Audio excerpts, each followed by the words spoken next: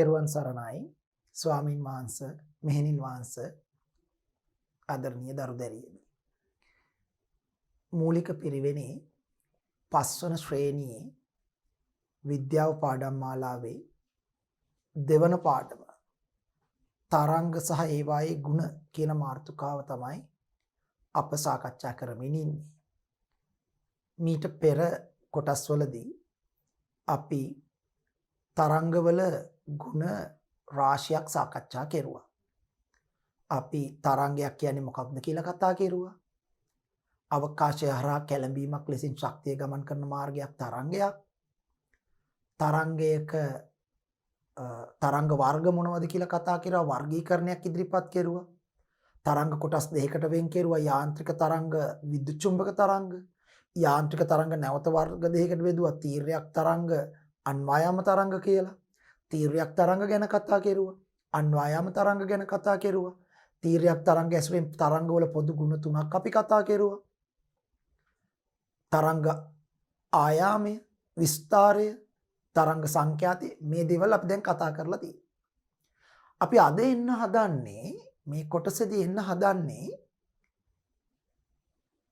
තරංගවල දෙවනි ප්‍රධාන කොටසට.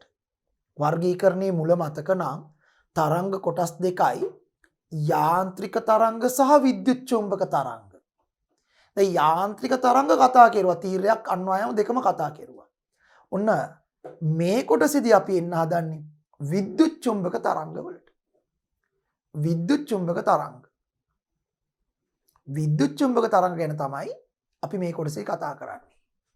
විද්‍යුත් චුම්බක තරංග, ඉලෙක්ට්‍රෝමැග්නටික් වේව්, ඉතාමත්ම වැදගත් තරංග වර්ගයක්.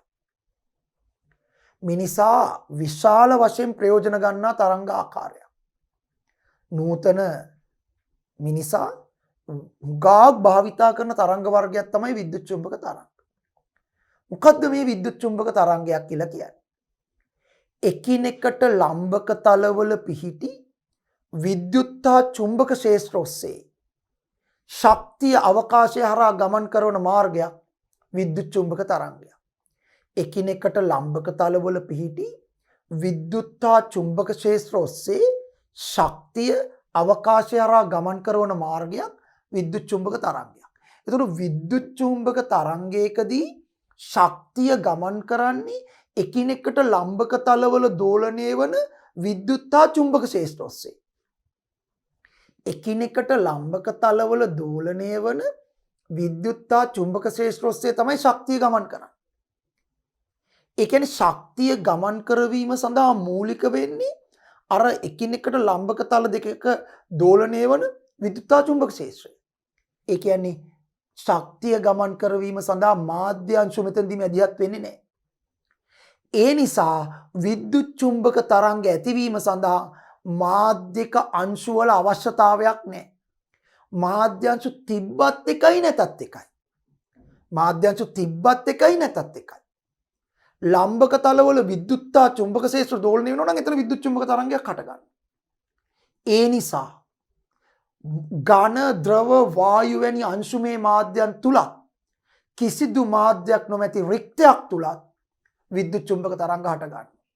රික්තයක් තුල ගමන් ගත හැකි එකම තරංග වර්ගය තමයි විද්‍යුත් චුම්බක තරංග. රික්තයක් තුල. ඒකෙන් අදහස් වෙන්නේ නැහැ විද්‍යුත් චුම්බක තරංග කියන්නේ රික්තයක් තුල පමණයි කියලා. මම එහෙම කියන්නේ නැහැ. රික්තයක් තුල ගමන් කළ හැකි එකම තරංග වර්ගයේ විද්‍යුත් චුම්බක තරංග. මොකද අනිත් තරංග වර්ගයේ යාන්ත්‍රික තරංග යන්න මාධ්‍ය අංශු ඕනේ. රික්තයක් තුල අංශු නැහැනේ. ඒ නිසා රික්තයක් තුල යාන්ත්‍රික තරංග හට ගන්න බෑ. ප්‍රචාරණය වෙන්නේ නැහැ. ප්‍රචාරණය වෙන්නේ විද්‍යුත් චුම්බක තරංග. හැබැයි විද්‍යුත් චුම්බක තරංග වල ප්‍රචාරණයට රික්තයක්ම අවශ්‍ය නැහැ. ඝන මාධ්‍යයක් තිබ්බත් ප්‍රශ්නයක් නැහැ. ද්‍රව මාධ්‍යයක් තිබ්බත් ප්‍රශ්නයක් නැහැ. වායු මාධ්‍ය තිබ්බත් ප්‍රශ්නයක් නැහැ. ඒවයි අංශු තිබ්බත් එකයි නැතත් එකයි රික්තයක් වුණත් කමක් නැහැ. මොකද එකිනෙකට ලම්බක තලවල විද්‍යුත් හා චුම්බක ක්ෂේත්‍ර හට ගන්නවා නම් මාධ්‍යයක් තිබ්බත් එකයි නැතත් එකයි විද්‍යුත් චුම්බක තරංගය හට ගන්නවා. ඒ නිසා අපි කියනවා විද්‍යුත් චුම්බක තරංග ප්‍රචාරණය සඳහා මාධ්‍යක බලපෑමක් නැහැ. මාධ්‍යක බලපෑමකින් තොරව එකිනෙකට ලම්බක තලවල පිහිටි විද්‍යුත් හා චුම්බක ක්ෂේත්‍ර ඔස්සේ ශක්තිය ගමන් කරන මාර්ගයක් විද්‍යුත් චුම්බක තරංගයක්. එකිනෙකට ලම්බක තලවල දෝලණය වන්නා වූ විද්‍යුත්තා චුම්බක ක්ෂේත්‍ර ඔස්සේ අවකාශය හරහා ශක්තිය ගමන් කරන මාර්ගයක් විද්‍යුත් චුම්බක තරංගයක් ලෙස හැඳින්වේ. එනම් විද්‍යුත් චුම්බක තරංගයකදී ශක්තිය රැගෙන යන්නේ එකිනෙකට ලම්බක තලවල පිහිටි විද්‍යුත්තා චුම්බක ක්ෂේත්‍ර මගින්. ඒ සඳහා මාධ්‍යංශවල බලපෑමක් නැත. එබැවින් ඝන ද්‍රව වායු වැනි මාධ්‍ය තුලදී මෙන්ම රික්තයක් තුලද විද්‍යුත් චුම්බක තරංග හටගනී. ඝන ද්‍රව වායු වැනි අංශමය මාධ්‍ය තුල මෙන්ම රික්තයක් තුලද මේ විද්‍යුත් චුම්බක තරංග හටගන්නවා. right. ඊළඟට මේ තියෙන විද්‍යුත් චුම්බක තරංගයකදී ලම්බක තලවල විද්‍යුත්තා චුම්බක ක්ෂේත්‍ර දෝලණය වෙනවා. දැන් මේ පෙන්නලා තියෙන ඉලෙක්ට්‍රික් ෆීල්ඩ් එක මේ නිල් පාටි. මේ නිකන් රතු පාටට වගේ හුරු පාටකින් පෙන්නලා තියෙන මැග්නටික් ෆීල්ඩ් එක චුම්බක ක්ෂේත්‍රය. ඒතර බලන්න මේ දෙක එකිනෙකට ලම්බකයි. මේ විද්‍යුත් ක්ෂේත්‍රය චුම්බක ක්ෂේත්‍රය ලම්බකයි. හරි. ලම්බක තල දෙකක දෝලණය වෙන්නේ. මෙතන කෝණය 90යි. මෙතන කෝණය 90යි. මෙන්න මේ දෙන්න අතර මෙතන කෝණය 90යි. අංශක 90ක කෝණයක් තියෙනවා. හරි. එතකොට ඒ තල දෙකට මැදින් ශක්තිය ගමන් කරනවා. මේ ඊතලයක් දාලා තියෙන තරංගය යන මාර්ගය. ශක්තිය, එනර්ජි යන්නේ. ශක්තිය. අරගොල්ලෝ ලම්බක තලවල දෝලණය වෙනවා. විද්‍යුත් ක්ෂේත්‍රය ඊට ලම්බක තලයක චුම්බක ක්ෂේත්‍රය. ශක්තිය මැදින් ගමන් කරනවා. මේ දින තව එකක්. මෙතනත් එීමයි. දැන් මේකේ දැන් ඔබ දන්නවා ත්‍රිමාන අවකාශයේ මේ අපි ඉන්න ත්‍රිමාන අවකාශයේ එකිනෙකට ලම්බක තල 3යි තියෙන්නේ. ත්‍රිමාන අවකාශයේ ලම්බක තල 3යි තියන්න පුළුවන්. ලම්බක තල 3යි. මෙන්න මෙහෙම. ඔන්නෝම ලම්බක තල 3යි. මේ මහපට ඇඟිල්ල දබර ඇඟිල්ලට ලම්බකයි. ඒ වගේම මහපට ඇඟිල්ල මැද ඇඟිල්ලටත් ලම්බකයි. ඒතර මහපට ඇඟිල්ල මේ දෙකම ලම්බකයි. දබර ඇඟිල්ල මැද ඇඟිල්ලට ලම්බකයි. දබර ඇඟිල්ල මෙහෙම ගත්තොත් මැද ඇඟිල්ල මහපට ඇඟිල්ලටත් ලම්බකයි. මේ දෙන්නත් ලම්බකයි. එකිනෙකට ලම්බක තල 3යි. තව ඇඟිල්ලක් අරගෙන මේ තුන් දෙනාටම ලම්බක වෙන්න තියන්න බෑ. මේ අවකාශයේ තියන්න බෑ. වෙන අවකාශයක් ලෝකේ කොහේ හරි තියෙනවද දන්නේ. මේ අවකාශය නම් අපිට තියන්න පුළුවන් එකිනෙකට ලම්බක තල 3යි. තව එක්කෙනෙක් තියන්න පුළුවන් දෙන්නෙක්ට ලම්බක වෙන්න තිබ්බොත් අනික එක්කෙනාට සමාන්තර වෙනවා. මේ තුන් දෙනාටම ලම්බක වෙන්න හතරවෙනි තලයක් ලෝකේ නැහැ. ත්‍රිමාන කියන්නේ එකයි. මාන 3යි. ත්‍රිමාන අවකාශය. එකිනෙකට ලම්බක තල 3ක විතරයි තියෙන්නේ. එතකොට මේ ඒක අපිට මෙහෙම පෙන්වන්න පුළුවන් මේ XYZ කියලා මේ අක්ෂර වලින් පෙන්ලා තියෙන එකයි. දැන් මේක ද්විමාන බෝඩ් එක ත්‍රිමාන අවකාශයක් පෙන්වන එක ලේසි වැඩක් නෙමෙයි. බෝඩ් එක ද්විමානයිනේ. බෝඩ් එක ද්විමානයි. අපේ අවකාශය ත්‍රිමානයි. ඒතර මේ y අක්ෂය x අක්ෂය z අක්ෂය කියලා මෙහෙම පෙන්ලා තියෙන්නේ. මමත් පොඩි මෙන්න මෙහෙම පොඩි උත්සාහයක් මේක දරන්නේ. දැන් මේක y අක්ෂය නම් මේක x අක්ෂය නම් අනික z අක්ෂය තියෙන මෙහෙම ඉස්සරහට. දැන් ඉස්සරහට තියෙන එක අපිට පෙන්වන්න බැරි නිසා ඔන්න ඔහොම z අක්ෂය අපි පෙන්නුවොත් එතකොට මේ දෙන්න ලම්බකයි. xy එකිනෙකට ලම්බකයි. ඊළඟට xz උත් ලම්බකයි. මේ දෙන්නත් ලම්බකයි. ඊළඟට yz උත් ලම්බකයි. මේකත් ලම්බකයි. ඔන්න ලම්බක තල 3. xy ලම්බකයි, xz ලම්බකයි, yz ලම්බකයි. එකිනෙකට ලම්බක තල 3. දැන් ඔය තල තුනේ එක තලයක මොකක් හරි එක තලයක චුම්බක ක්ෂේත්‍රය දෝලණය වෙනවා. ඉතුරු තල දෙකෙන් එකක විද්‍යුත් ක්ෂේත්‍රය දෝලණය වෙනවා. ඒ දෙකටම ලම්බක අනිත් තලේ ශක්තිය ගමන් කරනවා. ඒක තමයි මේ පෙන්නලා තියෙන්නේ. දැන් මෙතන මේ y තලයේ තමයි මෙන්න මේ රතු පාට. ඒ කියන්නේ මේක විද්‍යුත් ක්ෂේත්‍රය කියමුකෝ රතු පාට එක. ඒක y තලයේ දෝලණය වෙනවා. එතකොට මේ z තලයේ තමයි මේ නිල් පාට එක. ඒක චුම්බක ක්ෂේත්‍රය කියමුකෝ ඒක. ඒතර x කියන තලයේ තමයි ශක්තිය ගමන් කරන්නේ. ඉලෙක්ට්‍රොමැග්නටික් වේව් එක කියන්නේ x කියන තලයේ. තේරුණාද? ඒ අනුව ත්‍රිමාන අවකාශයේ ලම්බක තල 3යි තල දෙකක විද්‍යුත්තා චුම්බක ක්ෂේත්‍ර දෝලණය වෙද්දී තුන්වෙනි ලම්බක තලයේ ශක්තිය ගමන් කරනවා විද්‍යුත් චුම්බක තරංගයක් ලෙස. ඒ නිසා තමයි අපි කියන්නේ විද්‍යුත් චුම්බක තරංගයක් හටගන්නේ එකිනෙකට ලම්බක තලවල පිහිටි විද්‍යුත්තා චුම්බක ක්ෂේත්‍ර ඔස්සේ. ඒ විද්‍යුත්තා චුම්බක ක්ෂේත්‍ර ලම්බක තල දෙකේ කම්පණය වෙනකොට ඒ කැළඹීම නිසා තුන්වෙනි ලම්බක තලයේ ශක්තිය ගමන් කරනවා. විද්‍යුත් චුම්බක තරංගයක් ලෙස ශක්තිය ගමන් කරනවා. පැහැදිලි? හරි. විද්‍යුත් චුම්බක තරංගයකදී ශක්තිය ගමන් කරන්නේ විද්‍යුත් ශේෂ්ඨ තලයටත් චුම්බක ශේෂ්ඨ තලයටත් යන තල දෙකටම ලම්බක තලයක. විද්‍යුත් ශේෂ්ඨ තලයයි චුම්බක ශේෂ්ඨ තලයත් එකිනෙකට ලම්බකයි. ඒ දෙකටම ලම්බක අනිත් ඉතිරි තලයේ තමයි ශක්තිය යන්නේ. විවිධ විද්‍යුත් චුම්බක තරංග වර්ග තිබේ. නමුත් මේ සෑම විද්‍යුත් චුම්බක තරංගයකටම පොදු මූලික ලක්ෂණ කිහිපයක් ඇත. ඔව්. විද්‍යුත් චුම්බක තරංග වර්ග කිහිපයක් තියෙනවා. ඉලෙක්ට්‍රොමැග්නටික් වේව්ස් ඒවත් විද්‍යුත් චුම්බක තරංගත් වර්ග කිහිපයක් තියෙනවා. වර්ග ගොඩක් තියෙනවා විද්‍යුත් චුම්බක තරංග.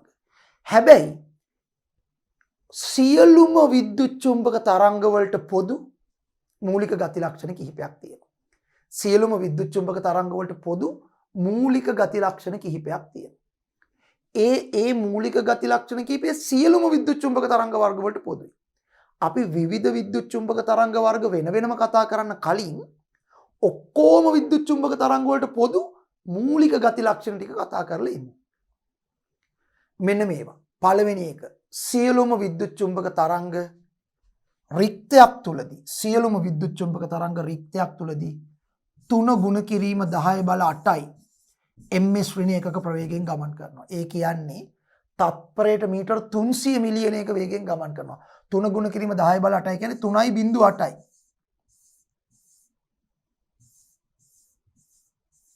මීටර් තත්පරයට එක තත්පරයකට මීටර් මෙච්චරක් යනවා. මහ විශාල වේගයක්. මේ වගේ විශාල සංඛ්‍යාවක් කියවන ආකාරය කුඩා ශ්‍රේණිවලදී ගණිතයේ ඉගෙන ගන්නවා. පිටිපස්සේ ඉඳන් ඉලක්කම් 3කට කමාවක් දාන්න පුළුවන්. ඊළඟ 3කට කමාවක් දාන්න පුළුවන්. ඒක කලාපයේ දහස් කලාපයේ මිලියන කලාපයේ. මිලියන කලාපයේ 300. 300 මිලියනය. තත්පරයට මීටර් 300 මිලියනයක වේගයෙන් ගමන් කරනවා. තත්පරයට මීටර් 300 මිලියන එක තත්පරයකට විද්‍යුත් චුම්බක තරංගයක් ගමන් කරන රික්තය ඇතුලේ තත්පරයට මීටර් 300 මිලියනයක් එක තත්පරයකට මීටර් 300 මිලියනයක් රික්තය ඇතුලේ. අනෙක් මාධ්‍යවල දැන් වාතය තුලත් ඉතාසන්න වශයෙන් ওই වේගෙම යනවා. රික්තයේ තියෙන හිස් අවකාශය තුල තමයි වැඩිම වේගයක් තියෙන විද්‍යුත් චුම්බක තරංග වලට. තත්පරයට මීටර් 300 මිලියන අපි විද්‍යාත්මකණේ ලියනවා 3 ගුණ කිරීම 10 බල 8 ms ශ්‍රේණි එක. ඒකට සාමාන්‍යයෙන් කියන්නේ ආලෝකයේ ප්‍රවේගය කියලා. ආලෝකයේ ප්‍රවේගය නෙවෙයි. ඇත්තටම ආලෝකයේ ප්‍රවේගය කියලා කියන්නේ හේතුව තමයි අපි ඉස්සරහට කතා කරනවා ආලෝකයත් විද්‍යුත් චුම්බක තරංග වර්ගයක්. ඉතින් සියලුම විද්‍යුත් චුම්බක තරංග මේ වේගයේ යනවා නම් ආලෝකයත් මේ වේගයේ යන්න බෑ. ආලෝකයේ වැටෙන්නේ විද්‍යුත් චුම්බක තරංග වලට. ඒ වුණාට මිනිස්සු ඒකට කියන්නේ ආලෝකයේ වේගය කියලා මේකට. මොකද මිනිස්සුන්ට වැඩි වැඩියක් හුරු පුරුදු විද්‍යුත් චුම්බක තරංග වර්ගය තමයි ආලෝක තරංග. ඒ ආලෝක තරංග කියන්නේ විද්‍යුත් චුම්බක තරංග ගොඩේ තියෙන එක වර්ගයක්. ඒතර සියලුම විද්‍යුත් චුම්බක තරංග මේ වේගෙන් ගමන් කරනකොට ඒ ගොඩේ තියෙන ආලෝක තරංගත් මේ වේගෙන් යනවා. මිනිස්සුන්ට මේකට නමක් දාගෙන තිනවා ආලෝකයේ ප්‍රවේගය කියලා. නිසා ආලෝකයේ ප්‍රවේගය 3.10 බල 8යි රික්තයක් තුල සියලු විද්‍යුත් චුම්බක තරංග මේ වේගෙන් ගමන් කරනවා. වාතය තුලත් ඉතාසන්නෝ මේ වේගෙන් යනවා. හැබැයි ඊට වඩා තද ගතිය වැඩි මාධ්‍යවල යනකොට චූට්ටක් මීට වඩා වේගයක්. උදාහරණයකට වාතයට වඩා පොඩ්ඩක් තද ගතියෙන් වැඩි ඉන්නේ ජලය. ජලය තුල යනකොට විද්‍යුත් චුම්බක තරංග මීට වඩා චූට්ටක් මහ ගොඩක් නෙමෙයි. පොඩ්ඩක් වේගය අඩුයි. ජලයට වඩා තද ගතියෙන් වැඩි ඉන්නේ වීදුරු. වීදුරු තුල යනකොට විද්‍යුත් චුම්බක තරංග මීට වඩා ජලයට වඩා චූට්ටක් තව අඩු වෙනවා. ඊට වඩා මැණික් වල තද ගතිය වැඩිනේ. නිසා මැණික් වලින් යනකොට වීදුරු වලට වඩා විද්‍යුත් චුම්බක තරංග වේගය යාන්තම් අඩු වෙනවා. මැණික් වලට වඩා ලෝකේ ශක්තිමත්ම ද්‍රව්‍ය දියමන්තිනේ. දියමන්තිය ඇතුලෙන් යනකොට විද්‍යුත් චුම්බක තරංගය ඊටත් වඩා පොඩ වේගය අඩු වෙනවා. ඒ කියන්නේ මාධ්‍යයේ තද ගතිය වැඩි වෙන විද්‍යුත් චුම්බක තරංග වල වේගය චුට්ටක් අඩු වෙනවා. හැබැයි ඒක තා සුළු ප්‍රමාණයක් නොසලකිය හැකි තරම් ප්‍රමාණයක් පොදුවේ ගත් කල සියලුම විද්‍යුත් චුම්බක තරංග 3.10 බල 8 ms ශ්‍රේණි එකක ප්‍රවේගයෙන් ගමන් කරනවා රික්තයක් තුල ගමන් කරනවා. ඒ පළවෙනි ලක්ෂණය. දෙවෙනි ලක්ෂණය. සියලුම විද්‍යුත් චුම්බක තරංග වලට විද්‍යුත්තා චුම්බක ගති ලක්ෂණ තියෙනවා. ඒක කියන්නත් දෙයක් නෙවෙයි නේද? ඇයි එකිනෙකට ලම්බක තලවල හටගන්න විද්‍යුත් ශේෂ්ත්‍රයි චුම්බක ශේෂ්ත්‍රයි ඔස්සේ නම් මේ තරංගය හටගන්නේ. ඒ විද්‍යුත් ශේෂ්ත්‍ර සහ චුම්බක ශේෂ්ත්‍ර කැළඹීම ඔස්සේ නම් මේ තරංග හටගන්නේ. අනිවාර්යයෙන් මේවට විද්‍යුත්තා චුම්බක ගති ලක්ෂණ තියෙනවානේ. නමුත් ඒක අපි දෙවෙනි එක හැටියට ගන්නවා. සියලුම විද්‍යුත් චුම්බක තරංග වලට විද්‍යුත්තා චුම්බක ගති ලක්ෂණ තියෙනවා. විද්‍යුත්තා චුම්බක ගති ලක්ෂණ තියෙනවා. විද්‍යුත් ගුණක් තියෙනවා චුම්බක ගුණක් තියෙනවා. ඒ දෙවෙනි එක. තුන්වෙනි එක. සියලුම විද්‍යුත් චුම්බක තරංග මාධ්‍යයක් ඇති විට මෙන්ම රික්තයක් තුලින් පවා ගමන් කරනවා. අංශවල බලපෑමක් නැහැ. මාධ්‍යයක් ඇති විට මෙන්ම රික්තයක් තුලින් පවා ගමන් කරනවා. ඒක තමයි විද්‍යුත් චුම්බක තරංග වල දෙවෙනි ලක්ෂණය. සියලුම විද්‍යුත් චුම්බක තරංග මාධ්‍යයක් ඇති විට මෙන්ම රික්තයක් තුලින් පවා ගමන් කරයි. හතරවෙනි එක. සියලුම විද්‍යුත් චුම්බක තරංග තීරයක් තරංග ගණේලා සලකනවා. එතකොට ඔන්න ප්‍රශ්නයක් එනවා තීරයක් තරංග වෙන්නේ කොහොමද? තීරයක් තරංග කියන්නේ යාන්ත්‍රික තරංගනේ. තරංගයේ ගමන් කරන දිශාවට ලම්බකව අංශු කම්පණය වෙලානේ තීරයක් තරංග. ඒතර දැන් මේකේ අංශු කම්පනයක් නැහැනේ. එහෙනම් මෙයා කොහොමද තීරයක් තරංග උනේ? නෑ ස්වාමීන් වහන්සේ මේක තීරයක් තරංගයක හැඩය අපිට මතකයිනේ. අපි යාන්ත්‍රික තරංගවල තීරයක් තරංග ඉරන හැඩය මේකනේ. ඔන්න ඔහොමනේ. එතකොට දැන් මෙතන විද්‍යුත් චුම්බක තරංගත් නිකන් ඒ හැඩයට නෙමෙයි විද්‍යුත් ක්ෂේත්‍ර කම්පණය වෙන්නේ. චුම්බක ක්ෂේත්‍ර කම්පණය වෙන්නේ ඊට ලම්බකව අර තීරයක් තරංගයේ හැඩයට නිසා මේ විද්‍යුත් ක්ෂේත්‍ර කම්පණය වෙන්නේ තීරයක් තරංගයක හැඩයටනේ. අංශු නෙමෙයි මෙතන කම්පණය විද්‍යුත් ක්ෂේත්‍රය. නමුත් අර තරංගයේ ශක්තිය යන දිශාවට ලම්බකවනේ මේ ඇයි විද්‍යුත් ක්ෂේත්‍රය චුම්බක ක්ෂේත්‍රය දෙන්නත් එකිනෙකට ලම්බකයි තරංගය යන දිශාවටත් ලම්බකයි. ඒකෝල ලම්බකවනේ මේ තල කම්පණය වෙන්නේ. විද්‍යුත් ක්ෂේත්‍රය චුම්බක ක්ෂේත්‍රය කම්පණය වෙන්නේ ඒ ක්ෂේත්‍ර කම්පණය වෙන්නේ තරංගය යන දිශාවට ලම්බකව. දැන් අතර අංශු කම්පණය වුනේ. තරංගය යන දිශාවට ලම්බකව අංශු. මෙතන තරංගය යන දිශාවට ලම්බකව ක්ෂේත්‍ර කම්පනයක් වෙනවා. ක්ෂේත්‍ර කම්පනයත් අංශු කම්පනයේ වගේම ලම්බකව වෙන නිසා මේවත් අපි වර්ග කරනවා එක් ආකාරයක තීරයක් තරංග. එක් ආකාරයක තීරයක් තරංග ලෙස සලකනවා. ඒ නිසා සියලුම විද්‍යුත් චුම්බක තරංග එක් ආකාරයක තීරයක් තරංග ගණේලා සලකනවා. ඒ නිසා විද්‍යුත් චුම්බක තරංග තීරයක් තරංග ගණේලා සලකන්න පුළුවන් එක් වර්ගයක. හැබැයි අර යාන්ත්‍රික තීරයක් තරංග නෙවෙයි. අංශු කම්පණයෙන් හටගන්න එකක් නෙවෙයි. තරංගයේ ගමන් කරන ඒවා ශක්තිය ප්‍රචාරණ දිශාවට ලම්බකව විද්‍යුත්තා චුම්බක ක්ෂේත්‍ර කම්පණය නිසා මේවත් එක් ආකාරයක තීරයක් තරංග ගණේලා සලකනවා. පස්වෙනි ලක්ෂණය විද්‍යුත් චුම්බක තරංගවල ගමන් දිශාව විද්‍යුත් ක්ෂේත්‍ර මගින් හෝ චුම්බක ක්ෂේත්‍ර මගින් වෙනස් කරන්න බෑ. විද්‍යුත් ක්ෂේත්‍රයක් මැදින් ගියත් තරංගයේ ගමන් දිශාව වෙනස් නොවි ගමන් කරනවා. චුම්බක ක්ෂේත්‍රයක් මැදින් ගියත් තරංගයේ තමන්ගේ ගමන් දිශාව වෙනස් නොවි ගමන් කරනවා. දැන් සමහර කිරණ වර්ග තියෙනවා එහෙම නැහැ. විද්‍යුත් ක්ෂේත්‍රයක් හෝ චුම්බක ක්ෂේත්‍රකින් ගමන් දිශාව වෙනස් කරවන්න පුළුවන්, හරවන්න පුළුවන්. උදාහරණයකට ඇල්ෆා කිරණ. ඇල්ෆා කිරණ විද්‍යුත් ක්ෂේත්‍රයක් කරා යවුවොත් ඍණ තහඩුව පැත්තට හැරෙනවා. ඍණ තහඩුව පැත්තට හැරෙනවා. ඇල්ෆා කිරණ විද්‍යුත් ක්ෂේත්‍රයක් කරා යවුවොත් ඍණ තහඩුව පැත්තට හැරෙනවා. බීටා කිරණ විද්‍යුත් ක්ෂේත්‍රයක් කරා යවුවොත් ධන තහඩුව පැත්තට හැරෙනවා. බීටා කිරණ. හැබැයි ගැමා කිරණ විද්‍යුත් ක්ෂේත්‍රයක් කරා යවුවට ධන තහඩුව පැත්තට හැරෙන්නෙත් නැහැ, ඍණ තහඩුව පැත්තට හැරෙන්නෙත් නැහැ. හරි කෙලින් මැදින් ගමන් කරනවා, කිසිම පැත්තට හැරෙන්නේ නැහැ. හේතුව ගැමා කිරණ කියන්නේ විද්‍යුත් චුම්බක තරංග. ඇල්ෆා කිරණත් විද්‍යුත් චුම්බක තරංග නෙවෙයි. බීටා කිරණත් විද්‍යුත් චුම්බක තරංග නෙවෙයි. ඒ විද්‍යුත් චුම්බක තරංගවල ගමන් දිශාව විද්‍යුත් ක්ෂේත්‍ර මගින් හෝ චුම්බක ක්ෂේත්‍ර මගින් වෙනස් කරන්න බෑ. මොකද ඒ විද්‍යුත් චුම්බක තරංග වලට විද්‍යුත්තා චුම්බක ගති ලක්ෂණ තියෙන නිසා ඒගොල්ලන්ගේ ගමන් දිශාව විද්‍යුත් ක්ෂේත්‍රකින් හෝ චුම්බක ක්ෂේත්‍රකින් වෙනස් වෙන්නේ. ඒ නිසා සියලුම විද්‍යුත් චුම්බක තරංග විද්‍යුත් ක්ෂේත්‍රයකදී චුම්බක ක්ෂේත්‍රයේදී අපගමනීය නොවි ගමන් කරනවා. අපගමනය කියන්නේ හැරෙන්නේ නැහැ. ගමන් දිශාව වෙනස් නොවි ගමන් කරනවා. ඔන්න ලක්ෂණ ටික. ඕවා තමයි ලක්ෂණ ටික. ඕවා සියලුම විද්‍යුත් චුම්බක තරංග වලට තියෙනවා. මොනවද? සියලුම විද්‍යුත් චුම්බක තරංග රික්තයක් තුලදී 3යි 10යි බල 8යි ms ශ්‍රේණියක ප්‍රවේගයෙන් ගමන් කරනවා. අනික් මාධ්‍ය තුල යාන්තම් මීට වඩා ප්‍රවේගය පොඩක් අඩු වෙනවා. සියලුම ඒවා ගමන් කරනවා ඒ වේගෙන් රික්තයක් තුලදී. දෙක සියලුම විද්‍යුත් චුම්බක තරංග වලට විද්‍යුත්තා චුම්බක ගති ලක්ෂණ තියෙනවා. තුන සියලුම විද්‍යුත් චුම්බක තරංග මාධ්‍යයක් ඇති පිටවෙන්ම රික්තයක් තුලත් ගමන් කරනවා. හතර විද්‍යුත් චුම්බක තරංග වේදී ශක්තිය ගමන් කරන තලයට ලම්බකව විද්‍යුත්තා චුම්බක ක්ෂේත්‍ර කම්පණය වෙන නිසා මේවා තීරයක් තරංග ගණේලා සලකනවා.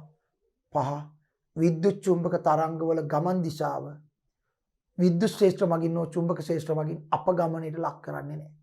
අපගමනයට ලක් කරන්න බෑ, ලක් වෙන්නේ නැහැ. ඔය තමයි සියලුම විද්‍යුත් චුම්බක තරංග වලට පොදු ලක්ෂණ. නමුත් විවිධ විද්‍යුත් චුම්බක තරංග විවිධ වෙනස් ගති ලක්ෂණ පෙන්වනවා. නමුත් ඔක්කොටම පොදු ලක්ෂණ පහක් තමයි මම මේ කිව්වේ. ඒතර විභාගේ නිතර අහන ප්‍රශ්නයක් තමයි විද්‍යුත් චුම්බක තරංගවල ලක්ෂණ කීපයක් ලියා දක්වන්න කියලා. එතකොට අපි ඒක ලියන්න ඕනේ සියලුම විද්‍යුත් චුම්බක තරංග වලට පොදු ලක්ෂණ මේ පහෙන් ඒ අහන ප්‍රමාණය ලියන්න ඕනේ. රයිට් අපි බලමු එහෙනම්. විද්‍යුත් චුම්බක තරංගවල ලක්ෂණ. සියලුම විද්‍යුත් චුම්බක තරංග රික්තයක් තුලදී 3 ගුණ කිරීම 10 බල 8යි ms ශ්‍රේණියක ප්‍රවේගයෙන් හෙවත් ආලෝකයේ ප්‍රවේගයෙන් ගමන් කරයි. අනෙක් මාධ්‍ය තුලදී මේවායේ ප්‍රවේගය මීට වඩා යාන්තමින් අඩුය. සියලුම විද්‍යුත් චුම්බක තරංග වලට විද්‍යුත්තා චුම්බක ගති ලක්ෂණ ඇත. මේවාට මාධ්‍යයක් තුලින් මෙන්ම රික්තයක් තුලින්ද ගමන් කළ හැකිය. මේවා තීරයක් තරංග ගණයේ හිලා සලකයි. මේවායේ ගමන් දිශාව විද්‍යුත් ශ්‍රේෂ්ඨ මගින් හෝ චුම්බක ශ්‍රේෂ්ඨ මගින් වෙනස් කළ නොහැක. පැහැදිලි? මෙන්න සියලුම විද්‍යුත් චුම්බක තරංග වලට පොදු ලක්ෂණ. සියලුම විද්‍යුත් චුම්බක තරංග වලට පොදු ලක්ෂණ. පැහැදිලි? right. ඊළඟට මේ ලක්ෂණ පහම මතක තියාගන්න අනිවාර්යයෙන්ම මෙන්න මේ ලක්ෂණ. සියලුම විද්‍යුත් චුම්බක තරංග 3.10 බලට ms වෙනක ප්‍රවේගයෙන් ගමන් කරනවා කියන එක. ඒක තරංග වර්ගය අනුව වෙනස් වෙන්නේ නැහැ. විද්‍යුත් චුම්බක තරංග වර්ගය අනුව වෙනස් වෙන්නේ නැහැ. මේවට විද්‍යුත්තා චුම්බක ගුණ තියෙනවා කියන්නේ. අනික තමයි සියලුම විද්‍යුත් චුම්බක තරංග රික්තයක් තුලින් යනවායි කියන එක. මාධ්‍යයක් ඇතුළේ වෙන රික්තයක් තුලින් යනවායි කියන්නේ. අනිත් දෙකත් මතක තියාගන්න තුනක් ඇහුවොත් මේ මුල් තුන ලියන එක වඩා හොඳයි. right. ඊළඟ විද්‍යුත් චුම්බක වර්ණාවලි මම කිව්වා විද්‍යුත් චුම්බක තරංග විවිධ ආකාරයේව තියෙනවා. විවිධ විද්‍යුත් චුම්බක තරංග වර්ග තියෙනවා. එතකොට දැන් ස්වාමීන් වහන්සේ කෙනෙක්ට මෙහෙණින් වහන්සේ කෙනෙක්ට ගැටලුවක් ඇති වෙන්න පුළුවන්. ඉතින් අර ඔක්කොම ලක්ෂණ එකයි නම් හැම විද්‍යුත් චුම්බක තරංගයේම. ඒවා විවිධ ආකාර තියෙන්නේ කොහොමද? කොහොමද මේවා විවිධ ආකාර තියෙන්නේ? ඔව්. සියල්ලකගේම ප්‍රවේග සමාන වුණාට අනික ඒ කියපු ගති ලක්ෂණ පහ සමාන වුණාට විද්‍යුත් චුම්බක තරංගවල සංඛ්‍යාත එකිනෙකට වෙනස්. සංඛ්‍යාත එකිනෙකට වෙනස්. සංඛ්‍යාත වෙනස් වෙනකොට තරංග ආයාමත් වෙනස් වෙනවා. කොහොමද වෙනස් වෙන්නේ? මෙන්න මේ දෙක මතක තියාගන්න. විද්‍යුත් චුම්බක තරංගයක සංඛ්‍යාතය වැඩි වෙනකොට තරංග ආයාමය අඩු වෙනවා. සංඛ්‍යාතය වැඩි වෙනකොට තරංග ආයාමය අඩු වෙනවා. එහෙනම් අනිත් පැත්ත සංඛ්‍යාතය අඩු වෙනකොට තරංග ආයාමය වැඩි වෙනවා. හරිද? ඔන්න ආයෙත් කියනවා විද්‍යුත් චුම්බක තරංගයක සංඛ්‍යාතය වැඩි වෙනකොට තරංග ආයාමය අඩු වෙනවා. සංඛ්‍යාතය අඩු වෙනකොට විද්‍යුත් චුම්බක තරංග වල තරංග ආයාමය වැඩි වෙනවා. ඒ කියන්නේ සංඛ්‍යාතයයි තරංග ආයාමය අනිත් පැත්තට යන්නේ. සංඛ්‍යාතය වැඩි නම් තරංග ආයාමය අඩුයි. සංඛ්‍යාතය අඩුයි නම් තරංග ආයාමය වැඩි. සංඛ්‍යාතයයි තරංග ආයාමය අනිත් පැත්තට යන්නේ. සංඛ්‍යාතය වැඩි නම් තරංග ආයාමය අඩුයි. සංඛ්‍යාතය අඩුයි නම් තරංග ආයාමය වැඩි.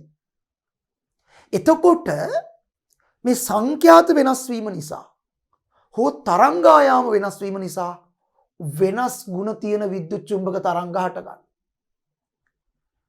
සංඛ්‍යාතයේ වෙනස් වීම හෝ එහෙම නැත්නම් තරංග ආයාම වෙනස් වීම. සංඛ්‍යාතය වෙනස් වෙනකොට තරංග ආයාම ඊට විරුද්ධ පැත්තට වෙනස් වෙනවනේ. සංඛ්‍යාතය වැඩි වෙනකොට තරංග ආයාමය අඩු වෙනවා. සංඛ්‍යාතය අඩු වෙනකොට තරංග ආයාමය වැඩි වෙනවා. සංඛ්‍යාතයේ වෙනස් වීම නිසා හෝ තරංග ආයාමයේ වෙනස් වීම නිසා වෙනස් ගුණ දරන විද්‍යුත් චුම්බක තරංග වර්ග හට ගන්නවා.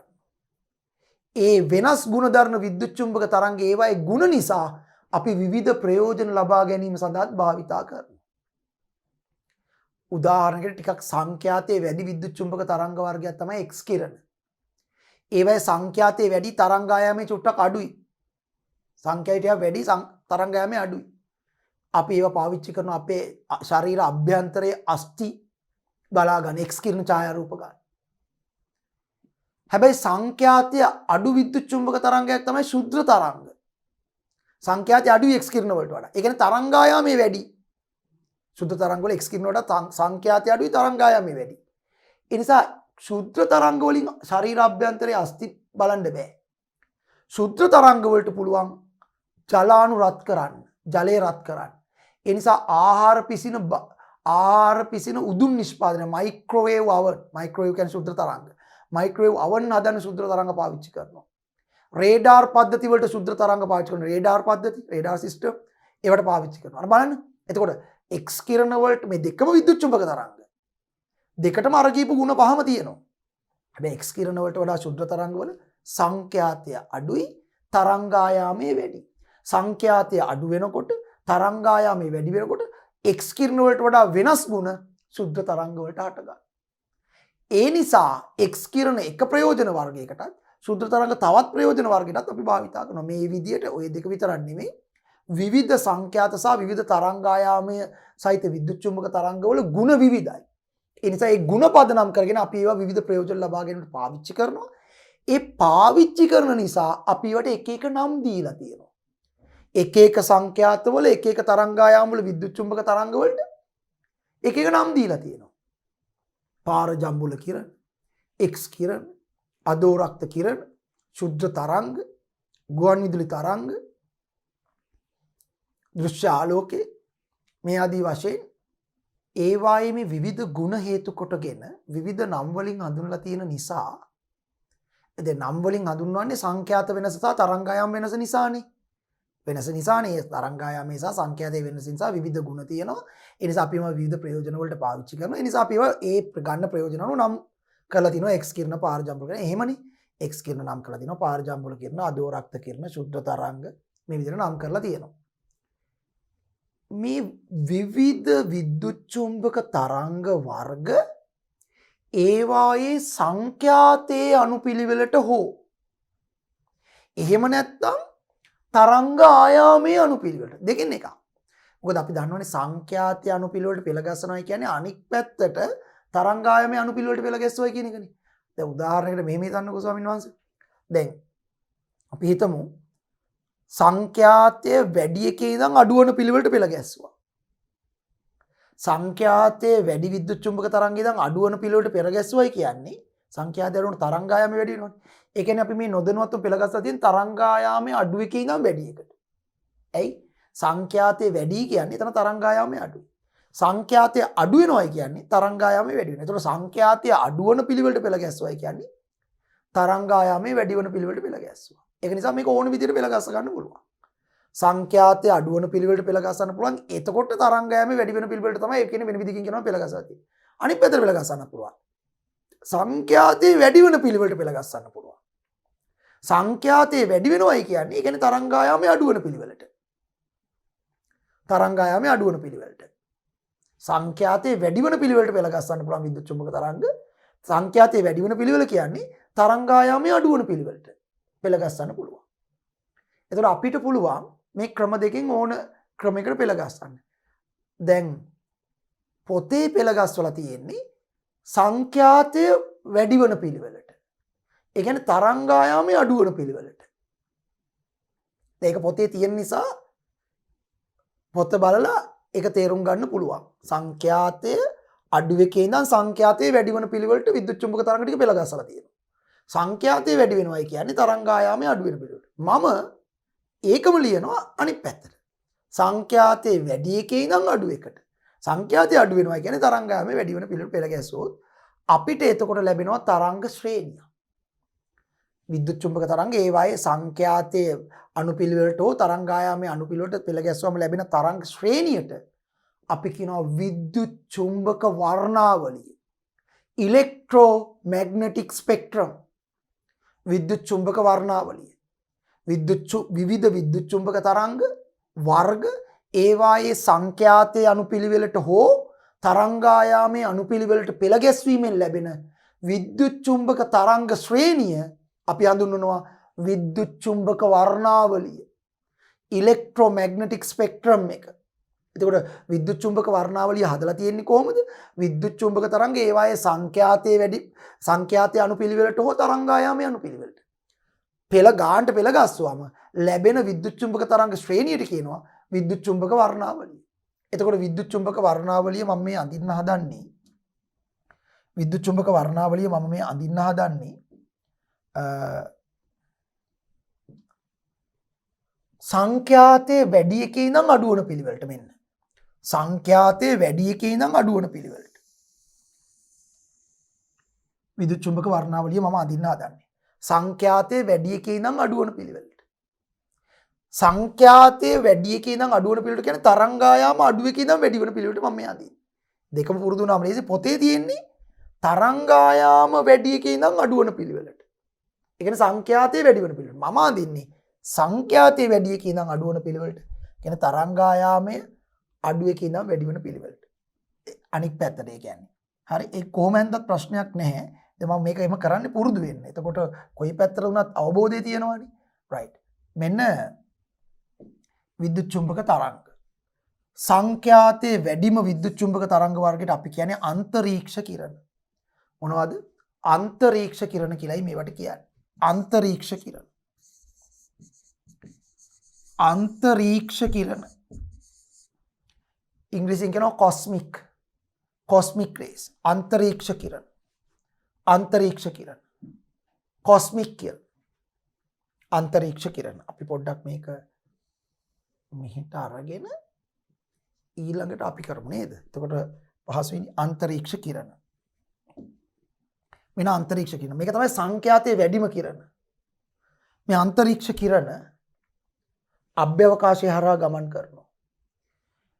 ඉහළ විනිවිද යෑමේ බලයක් සහ ඉහළ අයනීකාරක බලයක් තියෙනවා. ඉහළ විනිවිද යෑමේ බලයක් සහ ඉහළ යමක් සිදුරු කරගෙන යන්න ඉහළ විනිවිද යෑමේ බලයක් සහ ඉහළ අයනීකාරක බලයක් තියෙනවා.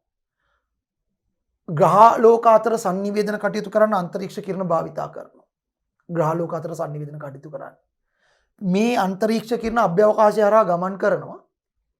මේ අන්තරීක්ෂ කිරණ මිනිසෙක්ගේ ඇඟේ වැදුනොත් ෂණිකව මරණයට පත් වෙනවා.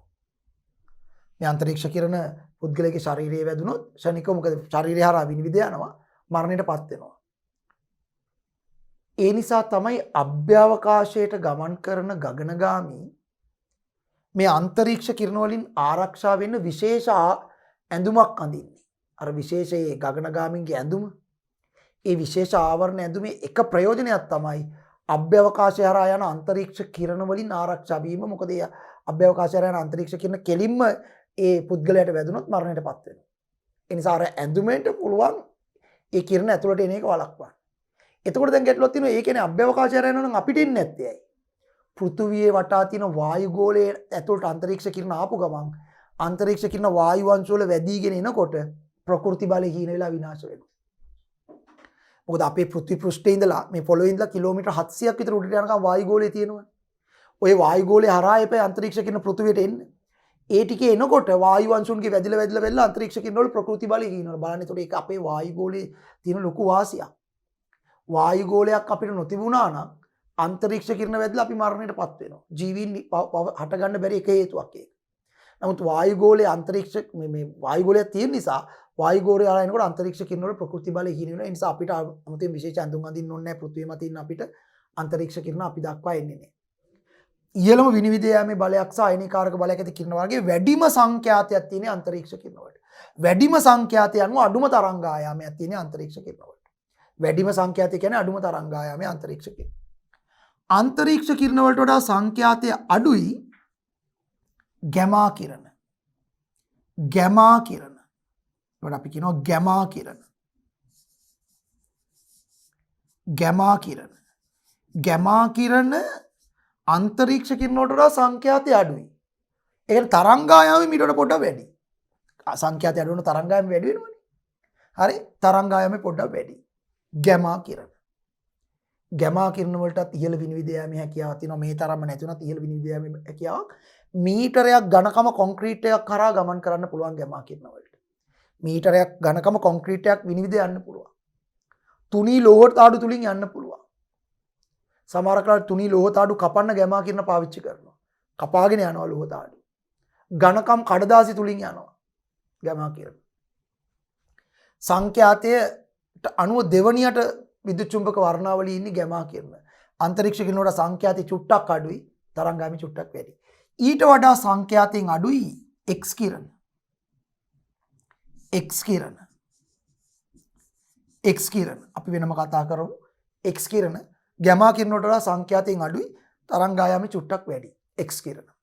X කිරණ වලට වඩා සංඛ්‍යාතයෙන් අඩුයි පාරජම්බුල කිරණ. UV කිරණ කියලා අපි කියනවා. අල්ට්‍රා වයලට් කිරණ. UV කිරණ. පාරජම්බුල කිරණ.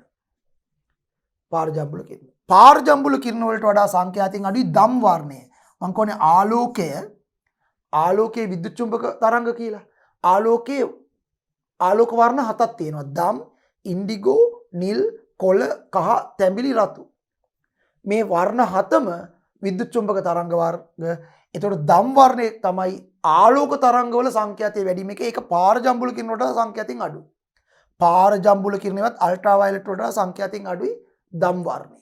දම් සංඛ්‍යාතය අඩුයි තරංගායම වැඩි වෙනවා. හොඳයි මම මේ සංඛ්‍යාතය අඩු වෙන පැත්තට ලියන්නේ. ඒතර තරංගායම වැඩි වෙනවා. දම් වලට වඩා තරංගායාමය වැඩි සංඛ්‍යාතය අඩුයි ඉන්ඩිගෝ.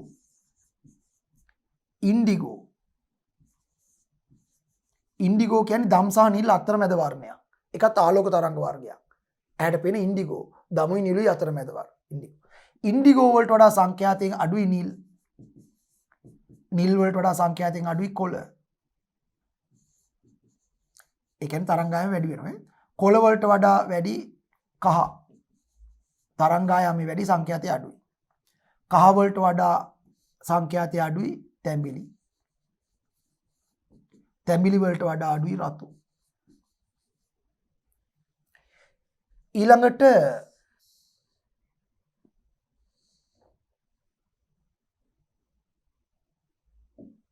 රතු වලට වඩා සංඛ්‍යාතයෙන් අඩුයි අදෝරක්ත කිරණ. IR කියන ඉන්ෆ්‍රාරෙඩ්ස්.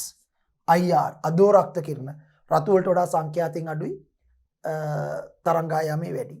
ඊට වඩා සංඛ්‍යාතයෙන් අඩුයි ශුද්ධ තරංග මයික්‍රෝවේව්ස්. මයික්‍රෝවේව් ශුද්ධ තරංග.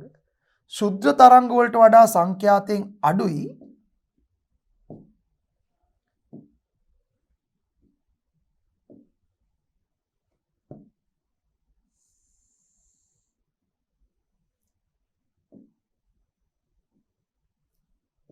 ශුද්ධ තරංග වලට වඩා සංඛ්‍යාතයෙන් අඩුයි ගුවන් විදුලි තරංග.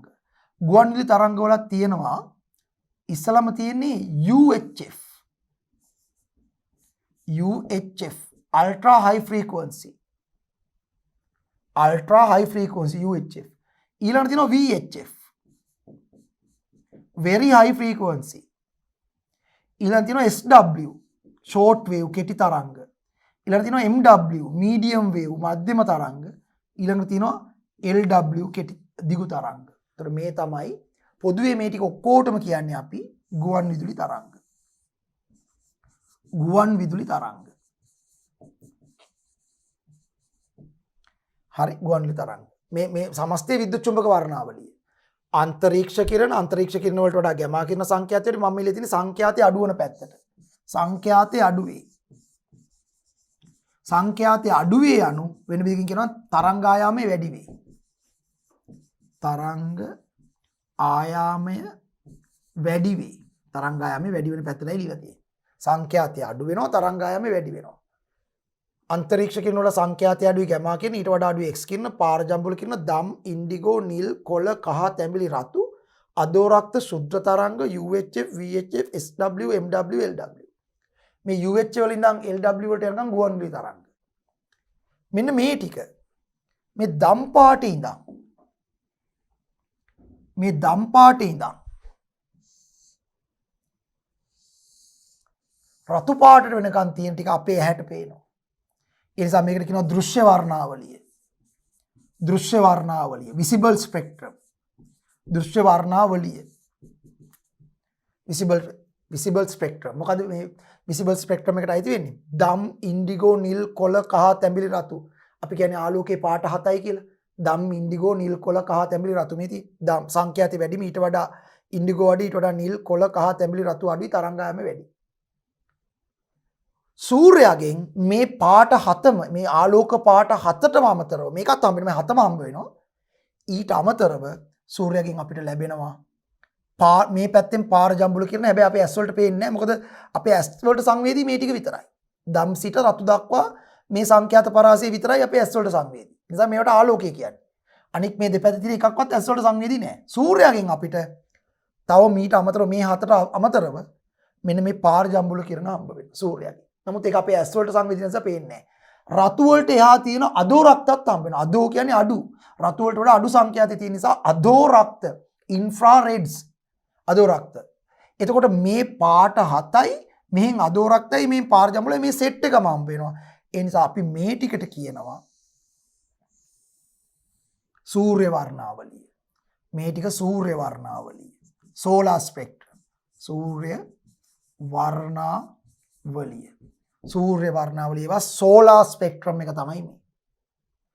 සූර්ය වර්ණාවලියට අදෝරක්තයි දෘශ්‍ය ආලෝක 7යි අදෝරක්තයි දෘශ්‍ය ආලෝක 7යි පාරජම්බුලයි. හැබැයි ඇහැට පේන්නේ අදෝරක්ත පේන්නෙත් නැහැ පාරජම්බුල පේන්නේ නැහැ. එතනින් මෙහෙන් අඩු මොකක්වත් පේන්නේ නැහැ. මෙහෙන් වැඩි මොකක්වත් සංඛ්‍යාත පේන්නේ නැහැ. මොකද ඒ සීමාව අපේ ඇහැට සංවේදී නැහැ. දම් සිට රතු දක්වා විතරයි පේන්නේ. ඒකට කියනවා දෘශ්‍ය වර්ණාවලිය. එතකොට සමස්ත විද්‍යුත් චුම්බක වර්ණාවලිය එකකින් සූර්යාගෙන් ලැබෙන ටික විතරක් වෙන් කරලා ගත්තම සූර්ය වර්ණාවලිය. එකකින් ඇහැට පේන ටික විතරක් වෙන් කරලා ගත්තම දෘශ්‍ය වර්ණාවලිය. ඉතින් මිනිසා මේ දෘශ්‍ය වර්ණාවලිය නේද අපි ඇහැට රූප බලන්න එහෙම ඕන වෙනවනේ. අපිට පේන්නේ මේ ටික. නමුත් මේ අනික් අපේ ඇහැට සංවේදී නොවන අනික් තරංග වලින් විවිධාකාර ප්‍රයෝජන ලබා ගන්නවා. විවිධාකාර ප්‍රයෝජන ලබා ගන්නවා. දැන් ගුවන් විදුලි සහ රූපවාහිනී සම්ප්‍රේෂණයට අපි පාවිච්චි කරන්නේ ගුවන් විදුලි තරංග.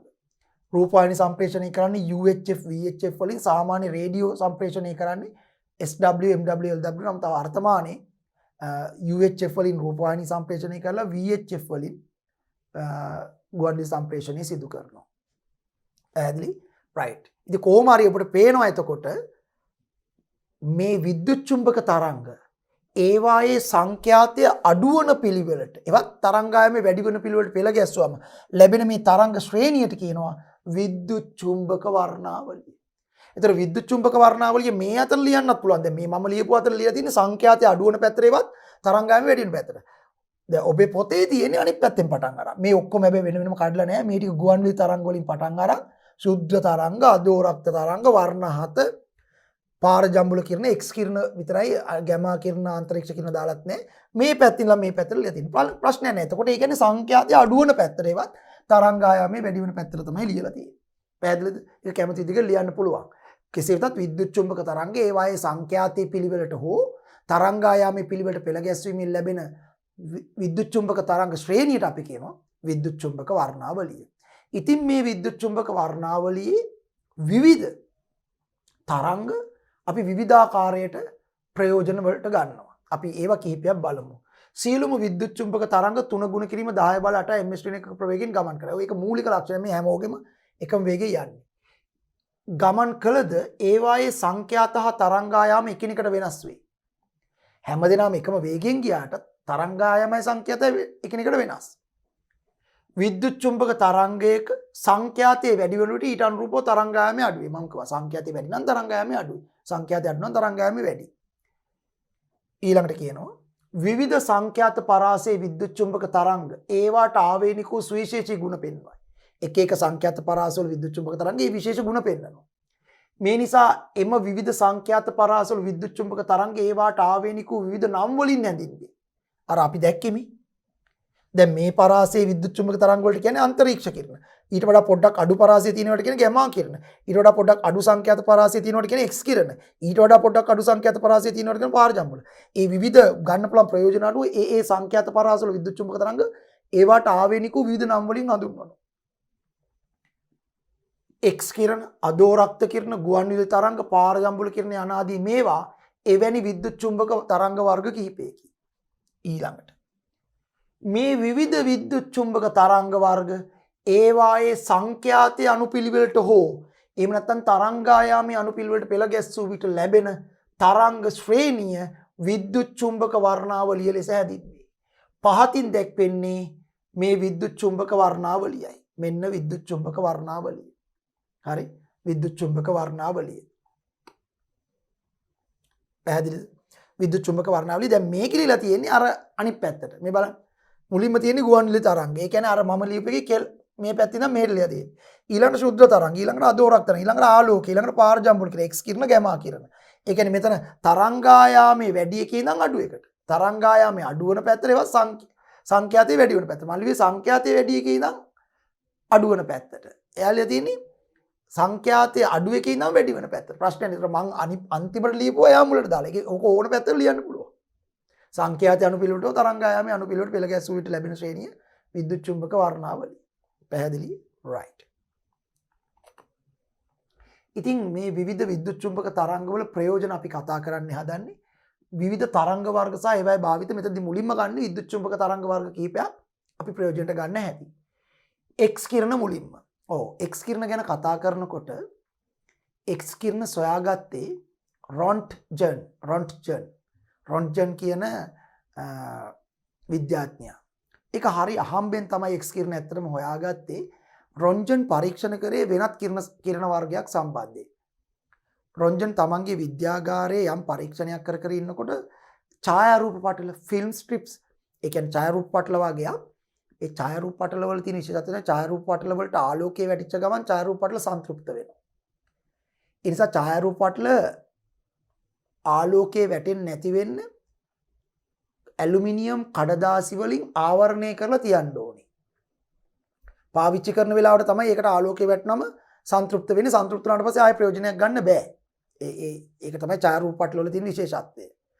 එතකොට රොන්ජන් තමන්ගේ විද්‍යාගාරයේ ඡායාරූප පටල වගේක් ඇලුමිනියම් කොළ වලින් ආවරණය කරලා තිබ්බා. මොකද විද්‍යාගාරයේ ලයිට් එහෙම දානකොට ඒ ආලෝකයේ තියෙන වෙලාවට ආලෝකයේ වැටෙන්නේ නැති වෙන්න මේක කළුවර කරලා ඇලුමිනියම් කොළ වලින් ආවරණය කරලා පැත්තක තියලා එයා වෙන පරීක්ෂණයක් කර කර හිටියා.